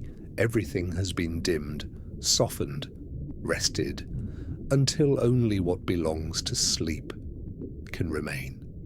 You think then, not in words exactly, but in a slow feeling that moves through you, like distant warmth through cold water, to belong in the deepest places. You do not have to find them, or solve them, or carry light into them. You only have to become quiet enough to stop standing apart from them. And perhaps that is why the Arctic Ocean kept descending, dream after dream, layer after layer, silence beneath silence, not to hide its deepest truth, but to soften you, to slow you, to quiet you, until at last you could enter the innermost calm. Without disturbing it at all, you drift one gentle measure lower into that deeper belonging, and the endless inward center feels closer than ever, though still unseen, still unnamed, still sleeping beyond all sleep. And as you move through that final softness, one quiet understanding remains, complete and calm. The deepest secret beneath the Arctic Ocean may simply be this, that the farther inward you go, the less separate you become, until at last you are not descending through the silence, you are part of it, you continue. But now it no longer feels like descent, not in the old way. There is no clear below, no clear above, no chamber fading behind you, no floor waiting ahead, only the endless inward calm and your quiet drifting within it.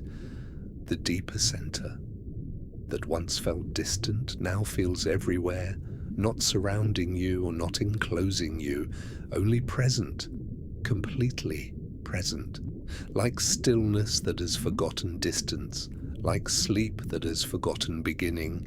You move without effort, without sound, without the feeling that anything needs to happen next. The Arctic deep has softened too far now for sequence, for sharpness, for anything that belongs to waking thought. All the earlier places remain, somewhere beyond feeling, beyond memory almost. The frozen ceiling of white ice, the first blue darkness, the drifting lights, the breathing abyss, the silent city, the ancient plain, the rings of the last quiet, the pale chamber, the grey-gold dream, the almost colourless sleep, the softer inward worlds beneath them. All of it still exists, and yet all of it now feels like a single long exhale, one slow descent of dreams carrying you here into the place where even direction has fallen asleep. The silence around you no longer feels empty. It no longer feels vast. It no longer feels like something outside you. It feels shared, not because it has changed, but because you have, somewhere along the descent, somewhere beneath the rings, or beneath the pale chamber, or perhaps much earlier, the need to remain separate grew quiet, then quieter, then finally rested. Now there is only this deep, unbroken calm, this endless inwardness, this way of being carried. Without movement, held without touch, known without words, you drift farther. Or perhaps you do not. It is difficult to tell now. The center no longer feels like a hidden place below you. It feels like the truth of every hidden place, the quiet condition beneath them all, the sleep beneath every layer of sleep, the stillness every chamber was protecting, without needing to say so. No light remains here, not even the faint pale traces that once rested across the deeper grounds. And yet, the darkness does not feel blind. It feels gentle, complete, almost warm in its calm, like a night so deep. It has forgotten the idea of mourning. You remain within it, without fear, without urgency, without the old desire to reach an end, because nothing in this place needs ending. Nothing here asks to be solved. Nothing here is waiting to become something else. Everything has already arrived. Everything has already rested. Everything is already exactly as quiet as it was meant to be. The ocean, if it can still be called an ocean here, feels more like thought than water, more like a dream than a place, more like a resting mind, turning slowly within itself forever, without disturbance, without interruption. You let yourself drift more softly than before, more completely. And in that deeper softness, you begin to understand something. Not suddenly, not in words. The deepest secret was never hidden. In one last chamber, or one final darkness, or one sleeping form at the bottom of the Arctic world, it was hidden in the change. The long, gentle change, that happened to you as you descended. The ocean did not merely lead you inward, it quieted you inward, layer by layer, silence by silence, dream by dream, until the part of you that needed distance, needed answers, needed edges and endings could finally rest. And once that part had rested, the deepest place was no longer unreachable, because it was no longer separate. You were not entering an alien secret, or a forbidden depth, or a final hidden room. You were entering harmony, a calm so complete that nothing in it stood apart, not the darkness, not the sleeping center, not even you. That understanding passes through you, softly, and leaves you quieter still. No sound could follow you here. No bright thought could survive unchanged. No sharp memory of the upper world could remain as it once was. Everything has become rounded by rest, smoothed by stillness, lowered into peace. The Arctic Ocean above, with all its ice and wind and frozen white silence, still exists somewhere far beyond this depth, but it no longer feels distant in the old way. It feels like the first page of a dream that has now turned inward. So many times it has become pure sleep. You continue, or perhaps continuation itself has become unnecessary. There is only presence now, only the calm fact of being here, being within the innermost quiet, being carried by the deepest rest, being part of the silence instead of merely passing through it. And for a long, unmeasured moment, nothing more is needed. No final revelation, no last hidden shape, no answer rising from the dark, only this profound and endless peace, this ancient inward stillness, this sleeping center, that holds everything without ever tightening its grip, and asks nothing in return. You remain there, softly, completely, and the deep remains with you, not around you, not beneath you, but through you. as though the Arctic Ocean, at its oldest and quietest depth, has finally stopped being a place you were exploring and become a silence you can rest inside. And in that final rest, one last feeling settles through you, gentle and complete. Nothing was lost in the darkness. Nothing was waiting to be conquered. Nothing needed to wake. Everything was only sleeping and asking, with endless patience, whether you too could become quiet enough to sleep beside it. The silence remains with you, not behind you, not below you, but within you now. And very slowly, almost without noticing, you begin to rise, not because the deep has released you, but because it no longer needs to hold you there. The darkness stays soft, endless, gentle. The hidden chambers, the sleeping centers, the quiet layers beneath the Arctic Ocean all remain below, resting exactly as they were. Nothing has changed there, nothing needed to. Only you have changed. You carry the stillness upward now, like a dream that does not fade, like a calm thought, too deep for words.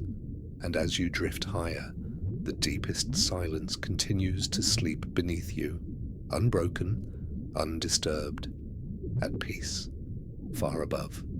A faint memory of light begins to return, not bright, not sudden, only a pale softness resting in the water above you. You rise through layer after layer of quiet, past forgotten depths, past the dreaming dark, past the long, hidden silence. The Arctic Ocean remains vast around you, cold, still, ancient.